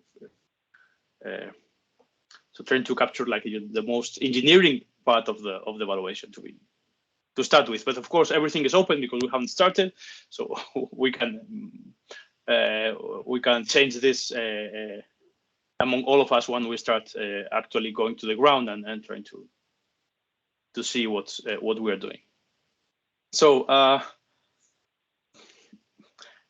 these slides are new. So how do this system look like? I mean, what are we actually testing? So these 2 pictures are from one is from Meta, one is from Microsoft, and kind of reference from their concept of what they're doing. And basically they're pushing or like the environment of CGI avatars immersed in a VR environment or projected locally through AR headset, depending on basically on the headset technology that they're using. So this is more or less what we want to evaluate, but this is not everything. I mean, we have just discussed and presented in June different options. So some of these avatars could be actually real-time point clouds, which are captured and represented in a way and sent to the other location. And this has completely different system and technology implications. Of course, we can have like immersive video transmission, 360 video, or where then you are not focused on having a lot of people in a virtual environment, but maybe more be like together in a physical environment. And we can have things that move, like telepresence robots. So maybe the camera that captures the environment is moving, or maybe some of the user is able to control a physical machine, which can be, this loading crane, or it can be the robots which are helping the senior people in the project that Alex presented a couple of presentations ago. So we have, starting from the very basic system, we have a number of additional options. So I've tried to do a first attempt of a taxonomy. So this is something coming from experience, but not the final version of that. But at least we have a number of different elements which make systems different. So basically, the most obvious one is a display, whether it's a VR HMD or it's an AR HMD, or there's a screen which could be any 3D or light field screen, or it could be something more like a phone or a tablet, but you can do AR through a tablet. And in a VR HMD, you can do also AR using some video pass-through. So we have, even in the display, we have a complex ecosystem. Very linked to the display is how you see yourself. Of course, if you have AR, so this kind of like AR things, you actually see yourself. So there's no representation of yourself because you see yourself. But if you have a VR HMD, then maybe you just see a CGI representation or a video pass-through representation of yourself. And of course, there's how do you see the others? They might be CGI avatars, cartoon or more realistic one. They might be this volumetric or point cloud transmission in real time. There could be screens like in the previous slide from Facebook, from Meta. And how do you see the remote world? It might be completely virtual, people meeting in a virtual location, or it might be captured, particularly if we think about 360 or this kind of immersive telepresence system where the most relevant thing is that the video is captured. And of course, when the avatar is 2D, because we put a 2D screen on top of the representation of the immersive scene, then there's no difference between the avatar, let's say, and the remote world, because we see just the camera. And that's all if we only consider person-to-person interaction and how do you see the system. But you can also have some interactivity with the system itself, meaning that your own actions produce some reaction in the system, like, basically that you can use. And for that, let's say for your local interaction with the system, you can use controllers, or you can use your own hands, and then you can interact just with virtual objects, or you can even have some kind of haptic feedback of different kinds. And this interaction may, in some particular systems, have some physical implications in the other end of the communication, which is basically the two type of robots that are probably more relevant, so that you can move yourself, or you can move your camera position in a typical telepresence robot, or you can control any kind of tool. So we have a lot of possible options, and maybe we cannot cover all of them, but at least we should be aware of them, and maybe there are more that I'm not capturing in this. And an interesting thing, which I think it's quite important, and I need to research a bit more because I haven't actually seen a taxonomy on that I like too much, is the communication paradigm, which I would describe that might represent these three models: window, table, or teleport. So the window paradigm is that you are in a place with surrounded by your world, and you have a window to a different world, and this is the typical scenario of light field screens and so on. So basically, half of the communication is my room, the other half is your room, and I can see you through a window, but everything is as realistic as possible.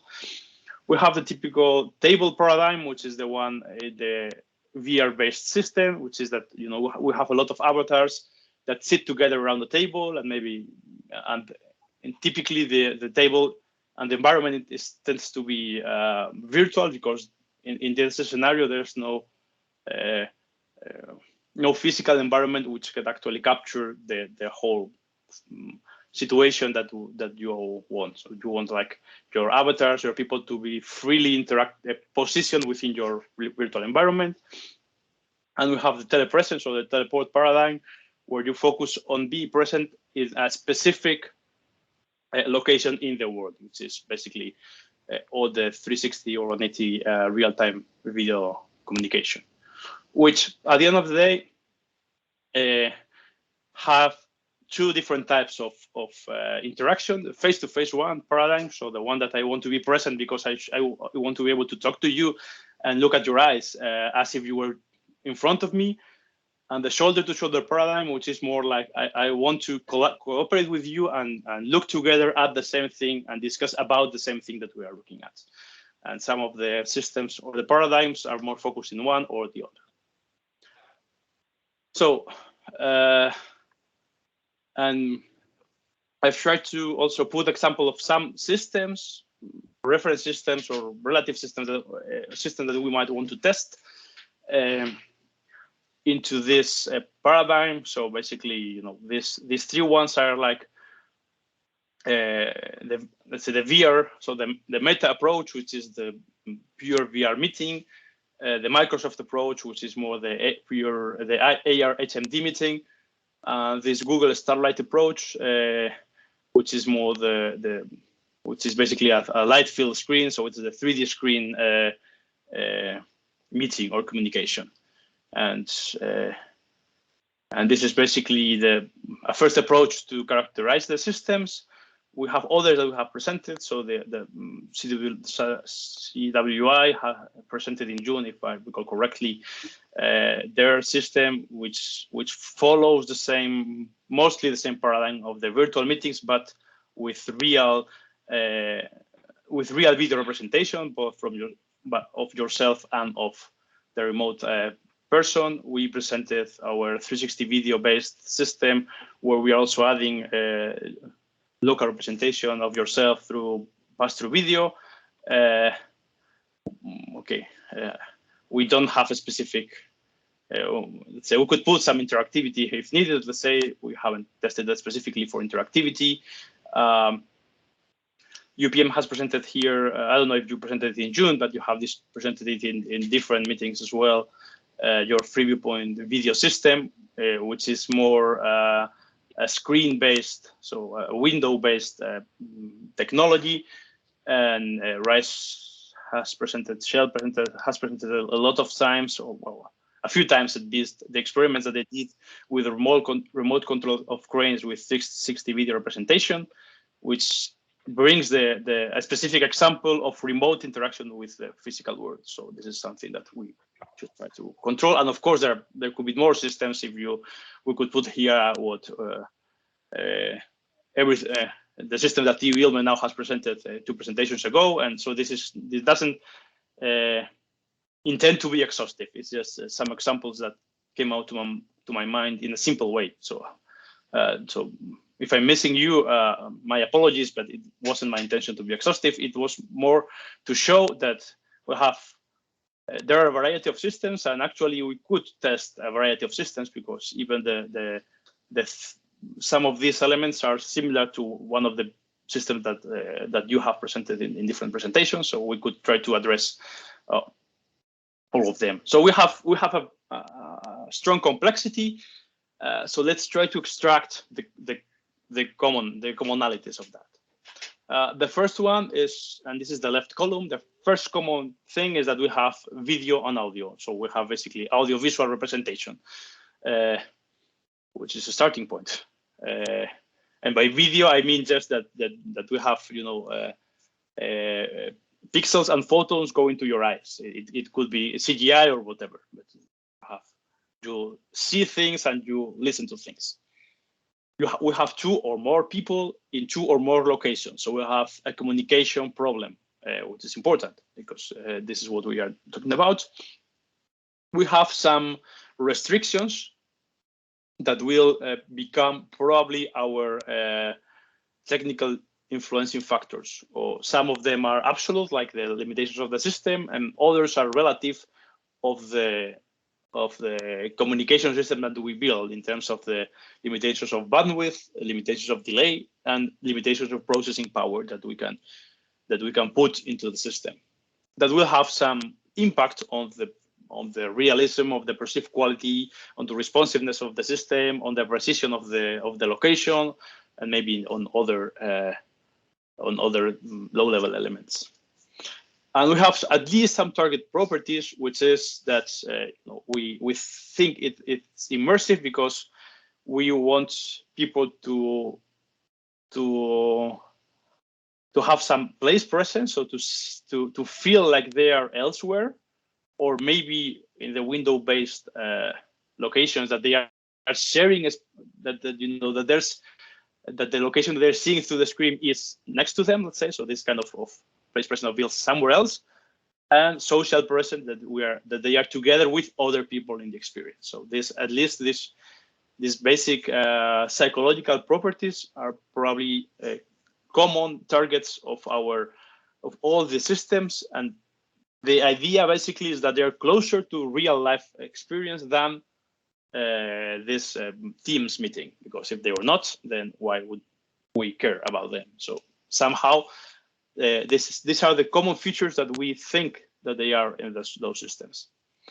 And they're based on that, and based on previous standards and so on, I thought, and this is quite open to discussion, of 4 possible basic tasks or basic tests that we might try to address. So first of all is just conversation. Of course, you can have a conversation only with voice and a 100-year-old telephone system, but in principle, the idea of having people together in the same location should enhance conversation on its own, even without, because you have you feel closer to people, you have more access to nonverbal cues, whatever. So some kind of how this thing enhance conversation, and some kind of conversation task is something that we should probably address. Second is cooperation or discussion about an object. And I talk about discussion, but it could be something else. But maybe let's say that we both see the same object and we can do something with that, or talk about it, or describe it, or whatever. So let's say adding the visual aspect to the conversation. And of course, this is not particularly relevant, exclusive of immersive communication system. This can be applied as well to Teams or to any video communication system as well. The third level is the ability to explore the environment. So the idea that if we are immersed in a common location, we should be able to do things which we are not able to do with Teams. So we should be able to actually have some tasks which imply, okay, we are immersed in a bigger environment that we are sharing together. So we should be able to create a task which reflects that we can discuss about the environment, or walk about them through the environment, or whatever. And finally, particularly for the systems which can support any kind of interaction, so the teleoperation systems of any kind, some object manipulation task, for which, since there are going to be a lot of different teleoperation possibilities, we should think in a basic dexterity task that could be as common as possible, let's say. So something that can be done with virtual, with your own hands, with a robotic arm, or with virtual objects or whatever, and it's more or less a similar task, so that we can have something in common. So this would be like the global aim of the test plan, and I know that of course it's arguable that these are the 4 tasks. There might be 3, there might be 5, there might be different ones, and even if we agreed that there were the 4 tasks, I know it's going to be difficult to find a specific experiments or a specific design for the task, because we all haven't tried to do this, and we know it's difficult to design a good task that can be applied for a number of different systems. So this is probably going to be the most important thing of the common work plan to design those tasks and how to evaluate them. Okay, this is let's say a first approach on how the tasks might map to the different systems that I described before. Some of them might be a bit more, so basically the ones which are pure AR or pure window, for instance. I don't know if the exploration tasks make enough sense or not. It's something that we should discuss. The object manipulation tasks, again, for the systems which are window-like, it's probably not that relevant unless there's some kind of control of the other hand. So there are a lot of open issues. I don't really want to, it was just a first try of trying to put these elements into the systems and see, okay, how it might look like. And we can discuss this slide later or not. I mean, this is, again, very preliminary. So concluding my part, and now Jesus will continue. The basic questions that come to me at this moment is, okay, first of all, which is the minimum number of tasks that we can think about that allow us to test all the basic features and apply to as many systems as possible. So are these four, how these four are actually, get into the ground into specific tasks, or should we go for 3, for 5, whatever? How, if anyhow, are those tasks affected by these technical limitations, or are tasks? And something which is also important is having tasks that are can be really affected by the system factors, the system influencing factors that we are considering, because if not, then the task will not help us evaluate the effect of those factors. And then what we can measure based on those tasks. So mostly at low level, so anything which is as mechanic, let's say, as possible, as purely about the dexterity, the manipulation, the perception. So as, let's say, as low level as possible, and whether it's possible also to measure in a common way some high level QA features. And this higher cognitive, this most, since we go higher in the cognitive scale, let's say, in the level of abstraction, I have my concerns that we are not even able to find a common, let's say, a common questionnaire for presence for all the experiments, but at least we should discuss about that. And of course, how can this be measured as well? So this is basically the starting point. So at this point, there are a few proposals in the line of guidelines, more or less, or rough ideas, and a lot of questions, which is the reasonable thing that we expect when we start a task. And I think Jesus, you should follow, and then maybe we can open the discussion at the end. Do you want to share the rest, or I just pass slides? There are only 2 slides, so you can pass them as okay. I talk. So the second part of this presentation is a very brief overview of some user tests that we have identified in the literature. We tried to find answers to these questions that Pablo has mentioned, or at least think about possible answers. So we started looking in the literature for some user tests that has been done with similar systems that those presented by Pablo before. These are just some of the works that we have found, and we have others that, this is an ongoing work, and we have others that we want to add to this, to a more exhaustive review that can help more in finding answers to those questions. And also, it's not exhaustive, so we are more than welcome if you can point out or tell us some pointers to find some more user tests. So I put here the first one is the one that Shell presented in a previous meeting, that it's a crane control. So the task was to load some logs into a truck, and the user was wearing a VR HMD. The avatar was generated by computer graphics. There is no, at least as if I remember well, there was no remote avatar, but you can see the remote environment. And the remote environment was reproduced in 360 video. And this is one of the few papers that I have found, and I think also Alex mentioned it before when Lucian was asking about these signal processing things or communication technical factors. This is one of the few works that are addressing like technological communication factors. And they were studying latency, and they measured, well, apart from VR experience of the user, simulator sickness, and some parameters of the system performance, like picture quality, responsiveness, ability to accomplish this task of loading logs, comfort, immersion, and the overall experience of the user. This was measured with questionnaires. I would say that they were like custom questionnaires, maybe because there are no like standard questionnaires that can be found in the literature, and they were using a scale from 1 to 5.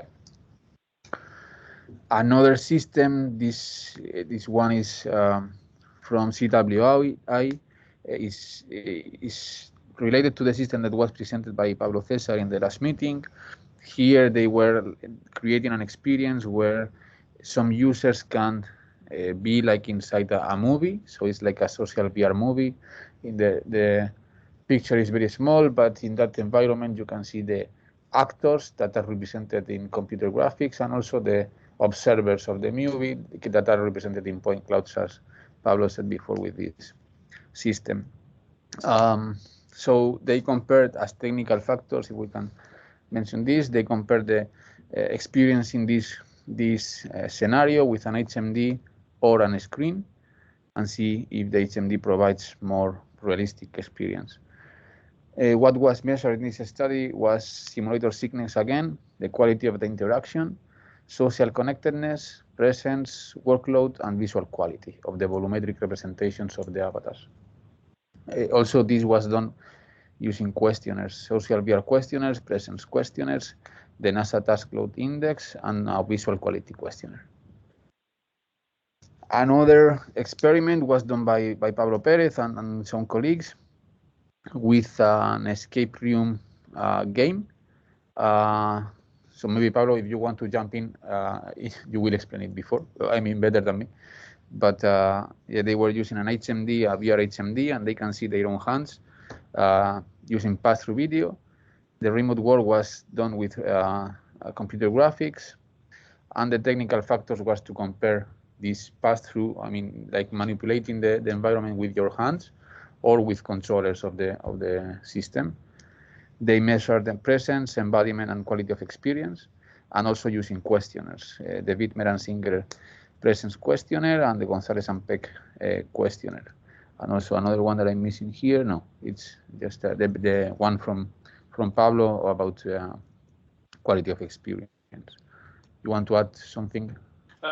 No, just surely that the hand-based control was actually that you interacted physically with physical objects, with some of them with virtual representation. So it was not the typical one where you have virtual avatars, but you could actually touch and move the objects and manipulate them. That was the idea. Okay, good. Thank you. So on the next slide, we have 3 more. Yeah.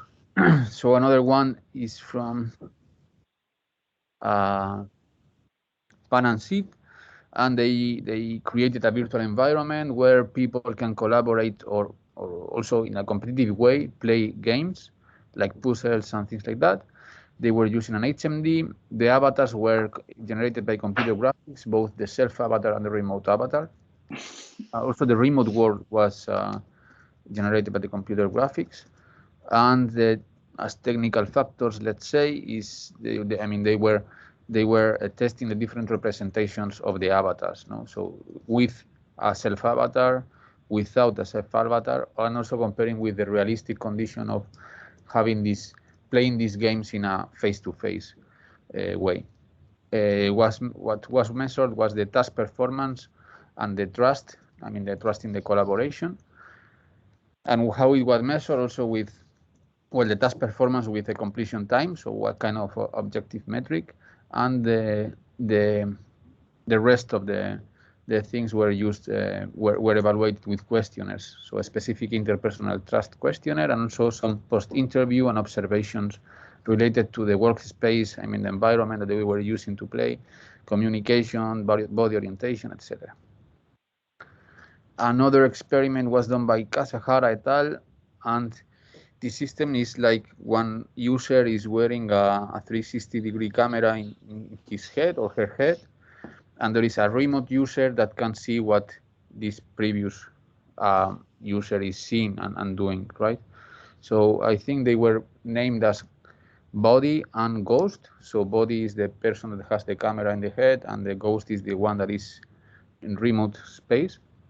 So the task was to clean a room. I mean the body, you know, the person that has this 360 camera has to clean a room following the instructions of the remote person who was wearing an HMD. So there is no representation of the self avatar or the remote avatar. They were only seeing the world that was captured by the 360 camera. As technical factors, they evaluated the video stabilizations in this since this camera was in the head of the user, and what was measured is cyber sickness, exploration behavior, and other factors like mediation. I mean communication between both persons, the roles of this person, etc. This was measured with questionnaires and also with an analysis of the head movements. And finally, the one from Sang et al. So this was, the system has a representation both in VR or AR and also with a tablet in the figure that Pablo showed before about the present robot. So there is an avatar that is represented in this in the environment, an avatar that is like a computer graphic generated face, and the task that the person that is doing this experiment is that this avatar, this face, will look at some point of the space, and the participant in the test has to estimate where he is looking in this 3D space. The participant of the test was wearing an HMD. There is no representation of the self avatar. You can only see the remote avatar, which was computer generated by computer graphics. The remote world, it was captured with a 360-degree camera, and as technical factors, they evaluated the distance to the avatar and also the display, because you can use they use a tablet and also an AR scenario. What was measured was more technical, right? The accuracy to locate the gaze. So where the participant has said that the observer, that the avatar was looking at, and they measured the angular error with the ground truth. So this is all, at least what we had time to gather and to get for this meeting. So as I said, this is ongoing, and we have identified some other state-of-the-art reviews on some other systems. But as I said before, any pointer is more than welcome. And these are the three maybe topics to discuss now. We can also have questions about this presentation. So we want to continue identifying interested people. We have a list from the previous meetings that you can see there. Also, identify more available systems that we can evaluate, since this was not an exhaustive list, what we have presented. And also, as there is this kind of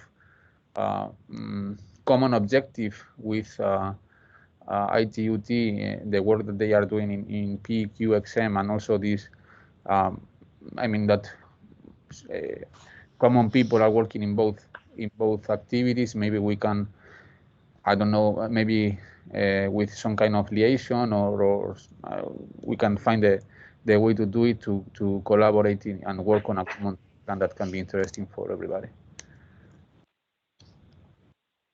So that's all from my side. Pablo, maybe you want to add something?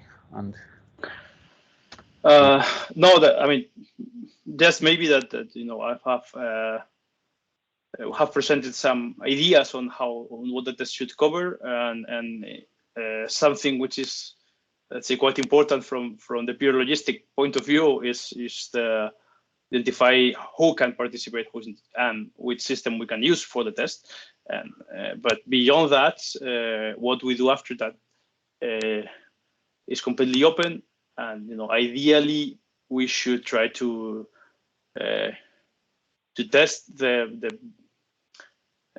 follow the recommendations included in PQXM and vice versa. If something is missing there, it should be added during the next few months, because they want to publish it before June. So it could be like a way to.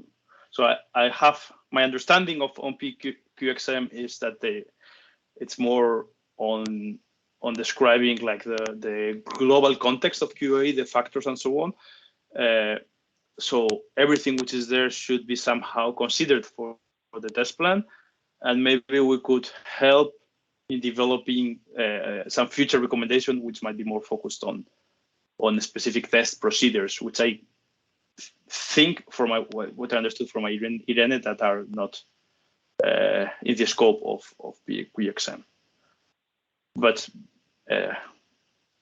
of course, it would be if they're interested to ITUT, or we could, if they have plans, or they thought they might have plans to reach for that kind of standard, then we should align somehow so that we do the test of this possible future standard, or results can be used to build that future standard.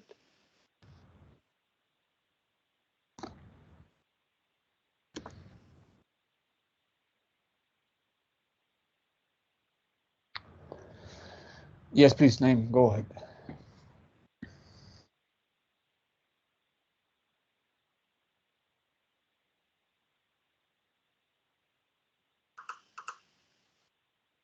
Naim, if you have a question, you can go ahead. You are muted right now. All right. Okay, sorry. Just actually, I shared one of the work that we did recently. And actually, we develop an exercise bike with the virtual reality system, right? So, and then we try to measure the quality of experience as well as the physiological signal we use in this study as well. So I think I shared the publication with you, and if similar type of work you would like to be conducted, then I'm happy to participate as well. Okay, thank you. We will add you to the list and keep you updated on the progress. And thanks for the paper. Alex, please.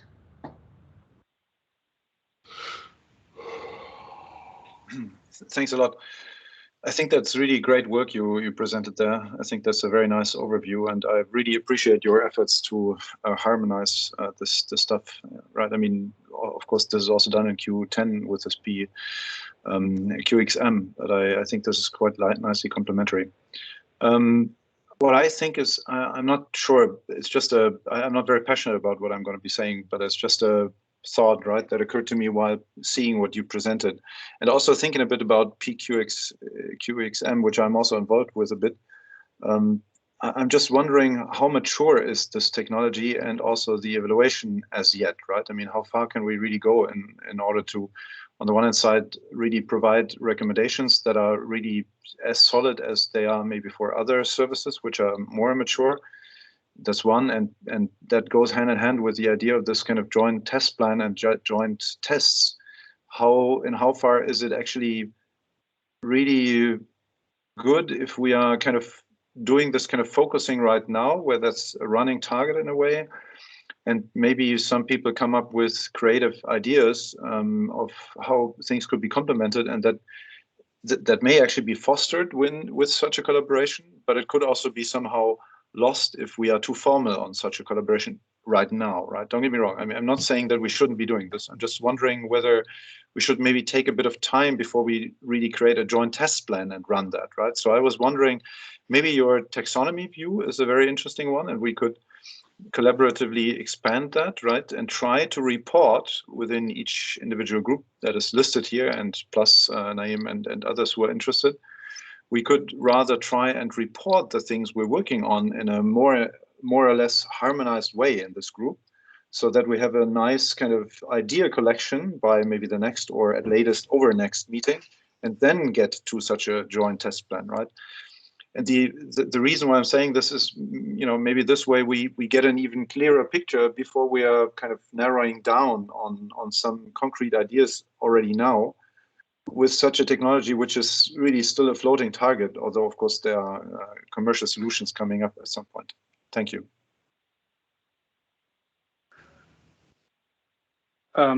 Thanks, Alex. Yeah, it's a good point, and so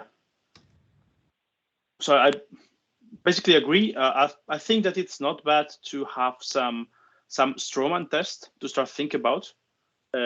Maybe not to think of executing a full round of tests, very formal in the short term, but maybe we could in parallel start thinking of some tests, and maybe we could do some smaller experiments and so on, because sometimes also thinking about a specific so maybe I put an example. If we think about a simple test and we bring it to the next meeting, and we have also done this thing that you mentioned in parallel, which I think is quite important, maybe we can come and see whether this test might be completely useless in some specific scenario that we had not considered. And it's easier to see if you have some example to discuss about than if you discuss on the void. But yeah, I think that is this. So in this case, so my feeling, I don't have a strong opinion either, but also my feeling is that in this case, the creation of the test plan is probably going to be the most difficult and relevant part, rather than the execution.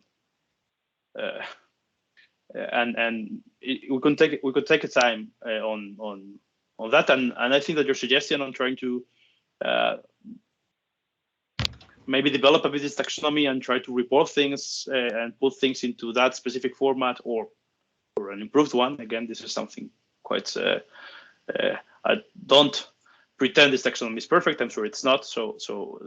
But maybe this could also be an idea, and this is part of the work that we have started that Jesus has presented in the last couple of slides. But yeah, of course, not only suggesting pointers, but also if people can present themselves their own work within this framework as much as possible, that would also help to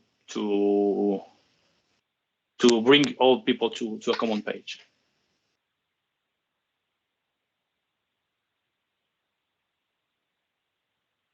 Jesus, I don't know if you have something to add, but just wanted to say that that was the plan to discuss through the audio calls with these interested people that is in the list. This was the plan from the last VQEG meeting, but we were not able to launch it before. But maybe after this meeting, we can start regular audio calls where we can share what we have been doing in the different groups, and have a more complete overview of the taxonomy, of the user tests, and everything. We can start thinking maybe in this test plan. So I can see Margaret with the hand raised. Thank you. I wanted to thank you for a very interesting talk. And in particular, I was intrigued by the very interesting scenarios you described to encourage interactivity. I was involved in a Lego construction test many years ago and found it highly uninspiring. And some of the tasks you've come up with are much more interesting. Did you ever talk to Ludo about his gamification of a speech test? I know it's not really directly relevant, but it might be worth you looking at, because I thought it was a very interesting approach. Thank you.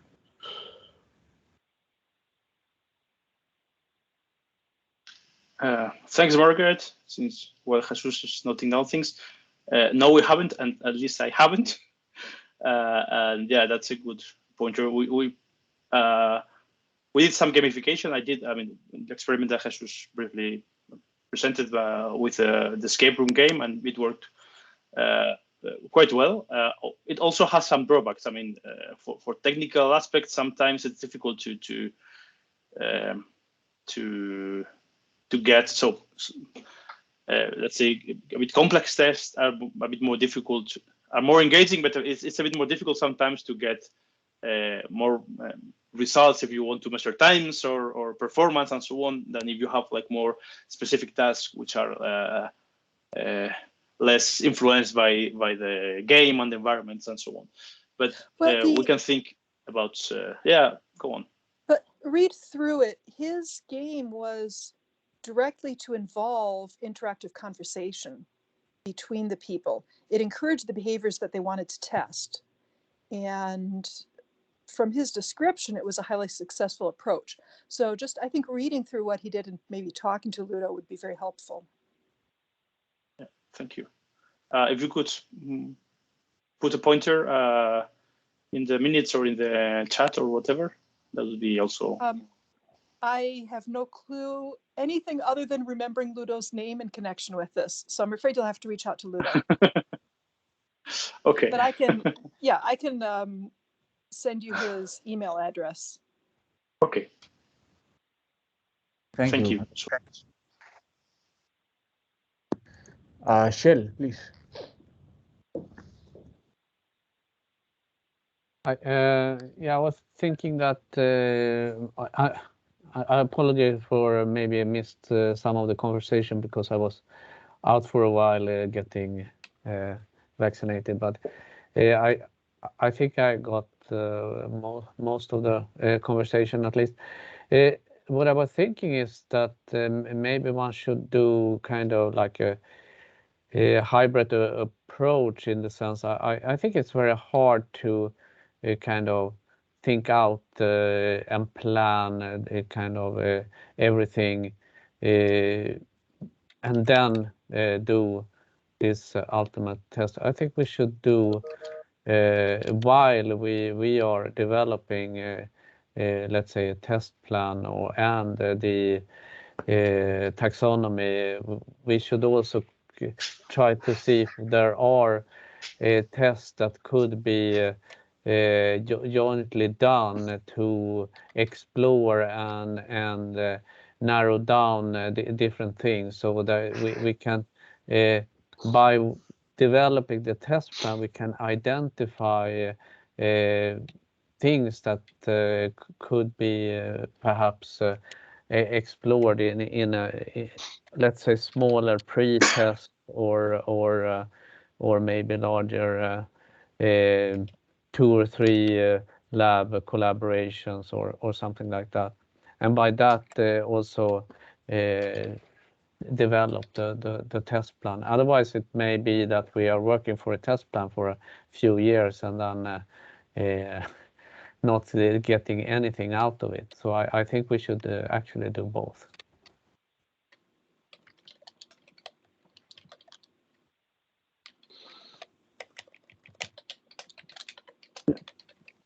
Thanks, Shell. Yeah, let's see. I think that we will. So let's note it out because that's important. I think.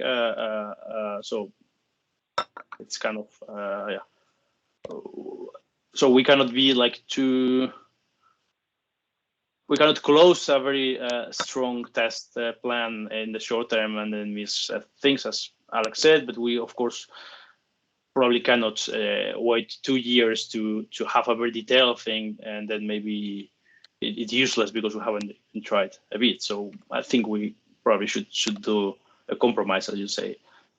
I guess that it will come kind of naturally when we start talking about.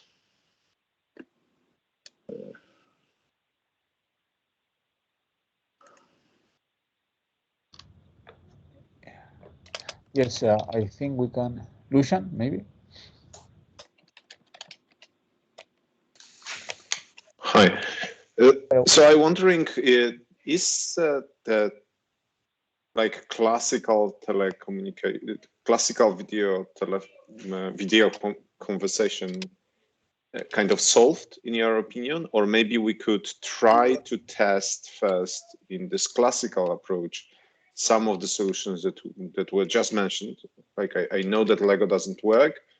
On the other hand, like Margaret pointed that there are some new ideas that could help or could work. So maybe we could, I understand that some of them cannot be really extended to virtual reality easily, or virtual reality will have some things that are completely different in the video, comparing to video telephony, but maybe we can try to find this task base or kind of try to solve the problem of video conferencing if you think it's not solved. Yeah, maybe you definitely do not agree with me. And then like preparing this in the classical way, thinking about the future, like which kind of task or how much it will be changed, etc.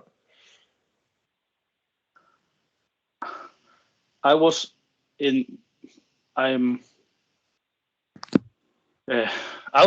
don't know. I mean, I don't know if the video telephony thing is solved. It's probably not. At least given to the fact that the standard is 20 years old and the situation about video telephony was completely different than today. So it's probably not solved, and I don't know. It probably doesn't apply at all to this kind of meetings with lots of windows and people sharing and so on. My thought was kind of the other way around. So I was more thinking of designing something that was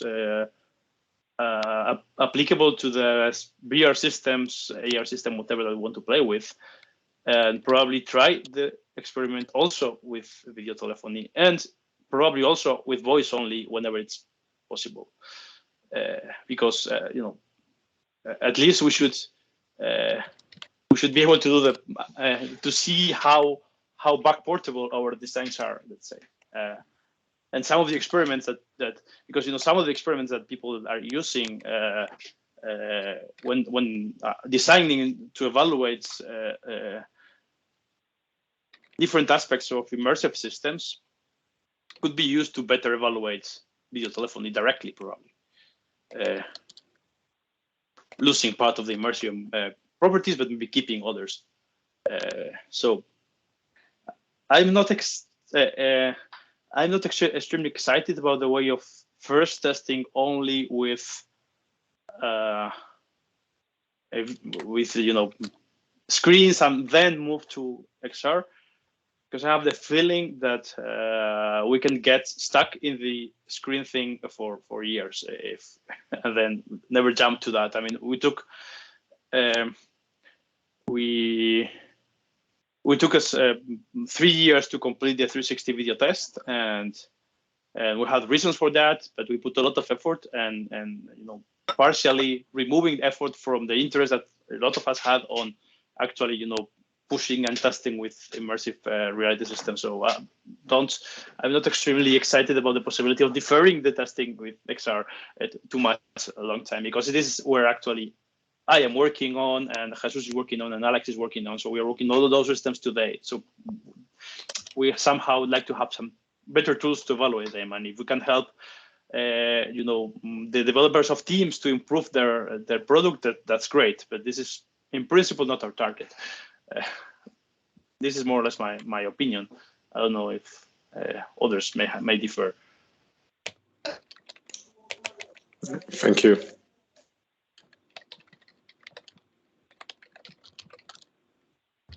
Yes, Alex.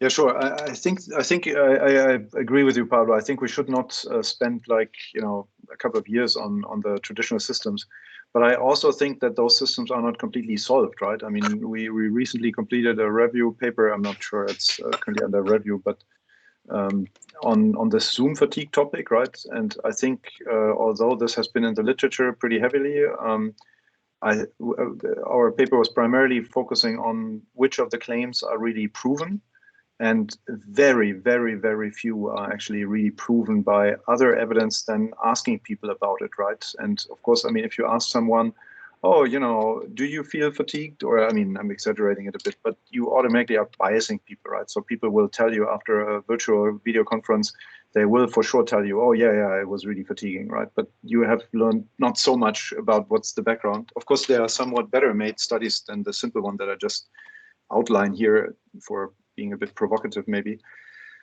So I think the question is certainly not solved, but of course it's a question whether that's really our target here with this IMG group, right? Nonetheless, I think it would be actually interesting if we are considering multiple systems to also include these legacy systems in the research, right? I mean, that for sure. I mean, just as some kind of reference so that we really see, is there an advantage or a difference to these so to speak legacy systems, right? So in the list of your systems, I'd be quite happy to see this involved, right, or added. Maybe what like a suggestion for this test plan thing, why don't we try to first work ourselves towards a kind of a common ground on what we think such a test plan should contain. And I like the idea to have this worked out in a theoretical sense, right? But what I'm just a bit worried about, I mean, it's really not easy to involve a lot of people in a communication test in the lab at the moment with this pandemic situation. At least this is a bit difficult still in our lab, right? So of course we can do it, but it's really tricky, right? So, you know, but if we have some joint work, if that's not too distracting from the main tasks that all of us are having in other projects, but I think it was very well managed in the 360-degree context, right? So I think it was not very distracting from other things people were actually all working on, right? So it was quite lightweight. So if we have like a joint planning of this, I wouldn't mind this at all, right? I think it is a good exchange and we can certainly learn from each other. And I think the main thing, if we can have a common ground relatively soon on what are the key things that should be reported, and that goes hand in hand with the PQXM in my view, right? Then I think we already are halfway through for a first sort of test plan, I think, at least, right? Maybe not halfway, but certain considerable percentage. Thank you.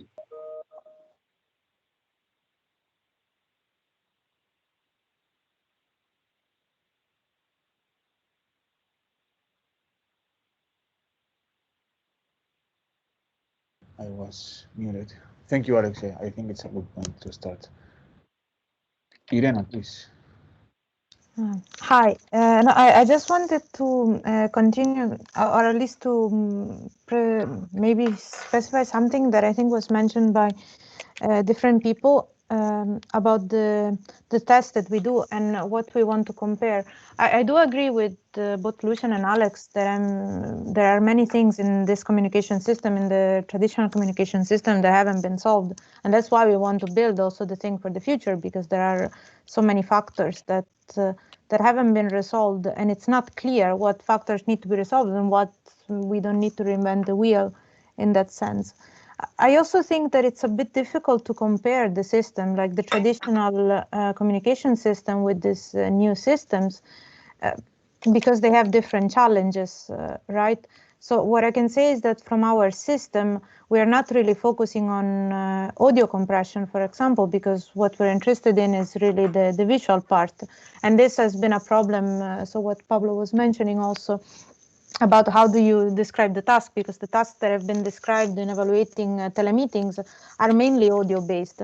So there's a lot of things that rely basically on the audio delay, and the video delay is maybe not as important, and the immersive part is not as important because they were not designed for that. But then I'm wondering whether if we use certain tasks with respect to others, we're biasing our experiment to be more favorable towards the traditional telecommunication system, because they can achieve lower latencies and they have less data that they need to transmit and so on, and they are more robust, of course, because there's been significant research in the past decades, versus new systems. And if we do something that relies on interactivity, then of course we're biasing it against traditional systems because they cannot achieve what we want them to achieve. This is just food for thoughts. I think it's very difficult to compare this. It will be very difficult already to compare different systems from different labs, because I think all of them have different specification and different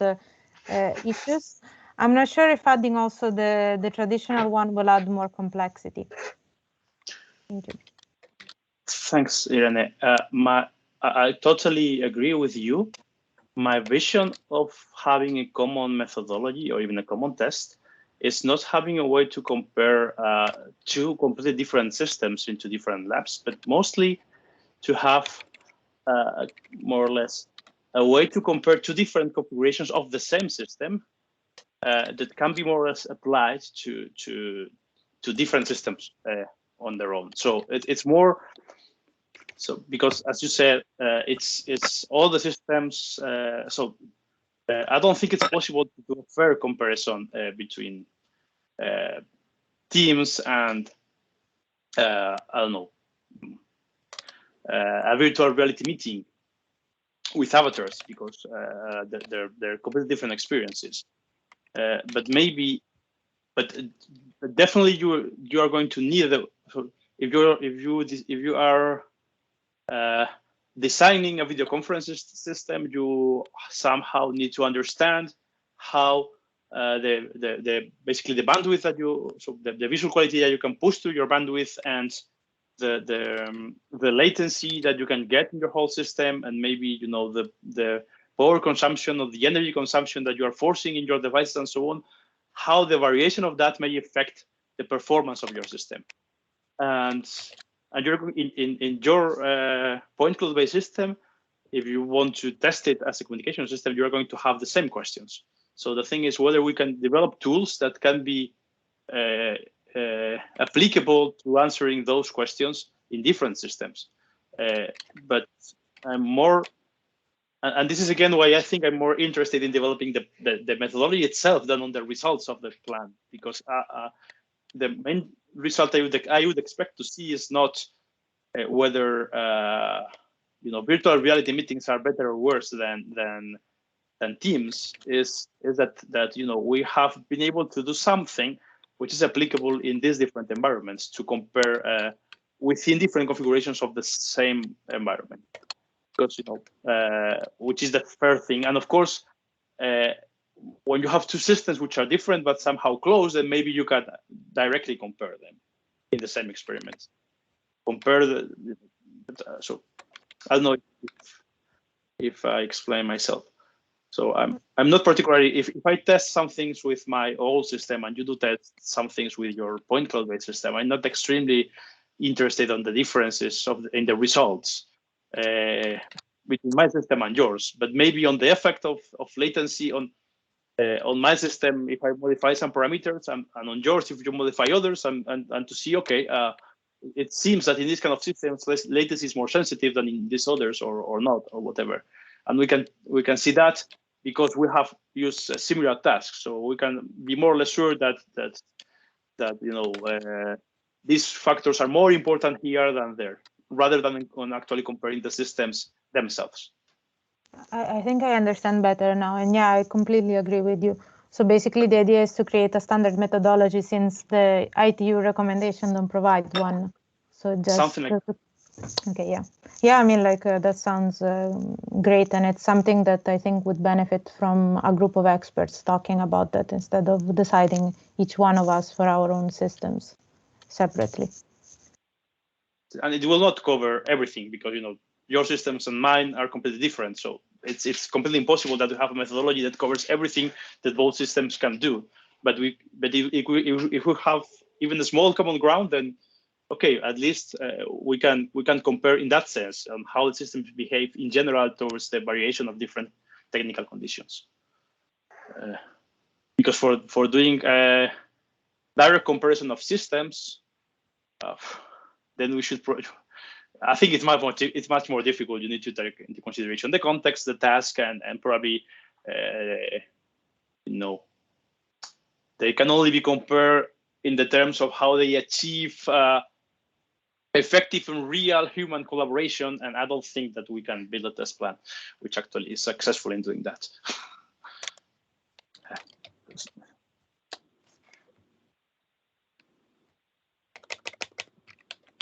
Alex, please go ahead.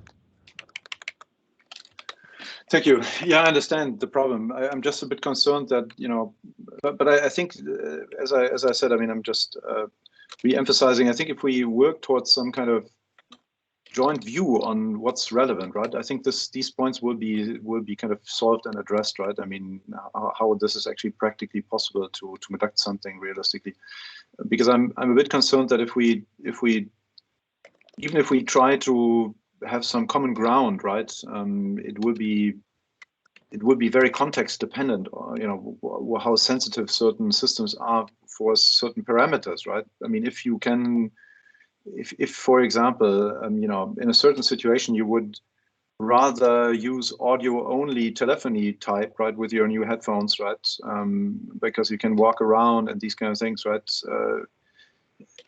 It would be very difficult to, that's a very extreme case, I'm aware, but then you would not be able to compare these things so well, right? So it's, you see what I mean, right? So even if you are narrowing it down to a very common kind of use case that can be done with different systems in order to test the sensitivity, still you will be having a very strong context dependency. And I think if we were getting a joint view of this very complex terminology, and I think we can directly write a paper about this then, right? And I think we will have gained quite a little bit without necessarily being able to run a test in half a year, right? Yeah, we could start by putting this into something more formal. I mean, formal, yeah, or more structured, yes. And I don't think we're going to run any actual test on this definitely before the next meeting. Don't expect that unless, of course, we think about small pre-tests done in some labs to test some specific issues. But yeah, definitely, I wouldn't think of even having something similar to test plan before the next VQEG meeting or the week meeting after. So I think we are more or less aligned because at the end of the day, this is what reality will bring to us. So. Yes, thank you. At least we will start, I think, and I hope to have regular meetings and regular audio calls to launch this and start to be active on it. I know we are quite late, but I wanted to, I mean, I think we needed this kind of interesting discussion to launch this activity. So I don't know if there are any other comments. If not, maybe we can go to the break. We will have the presentation from Shell after the break.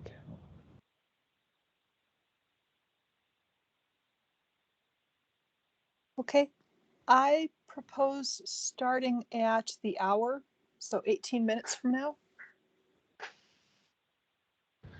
Okay, so just before leaving, we will continue this. We will send emails to the reflector, but if you are interested in joining this effort and be part of this list that is in the screen, just also send me and Pablo an email so we can have you updated on all this. Thank you so much for this session.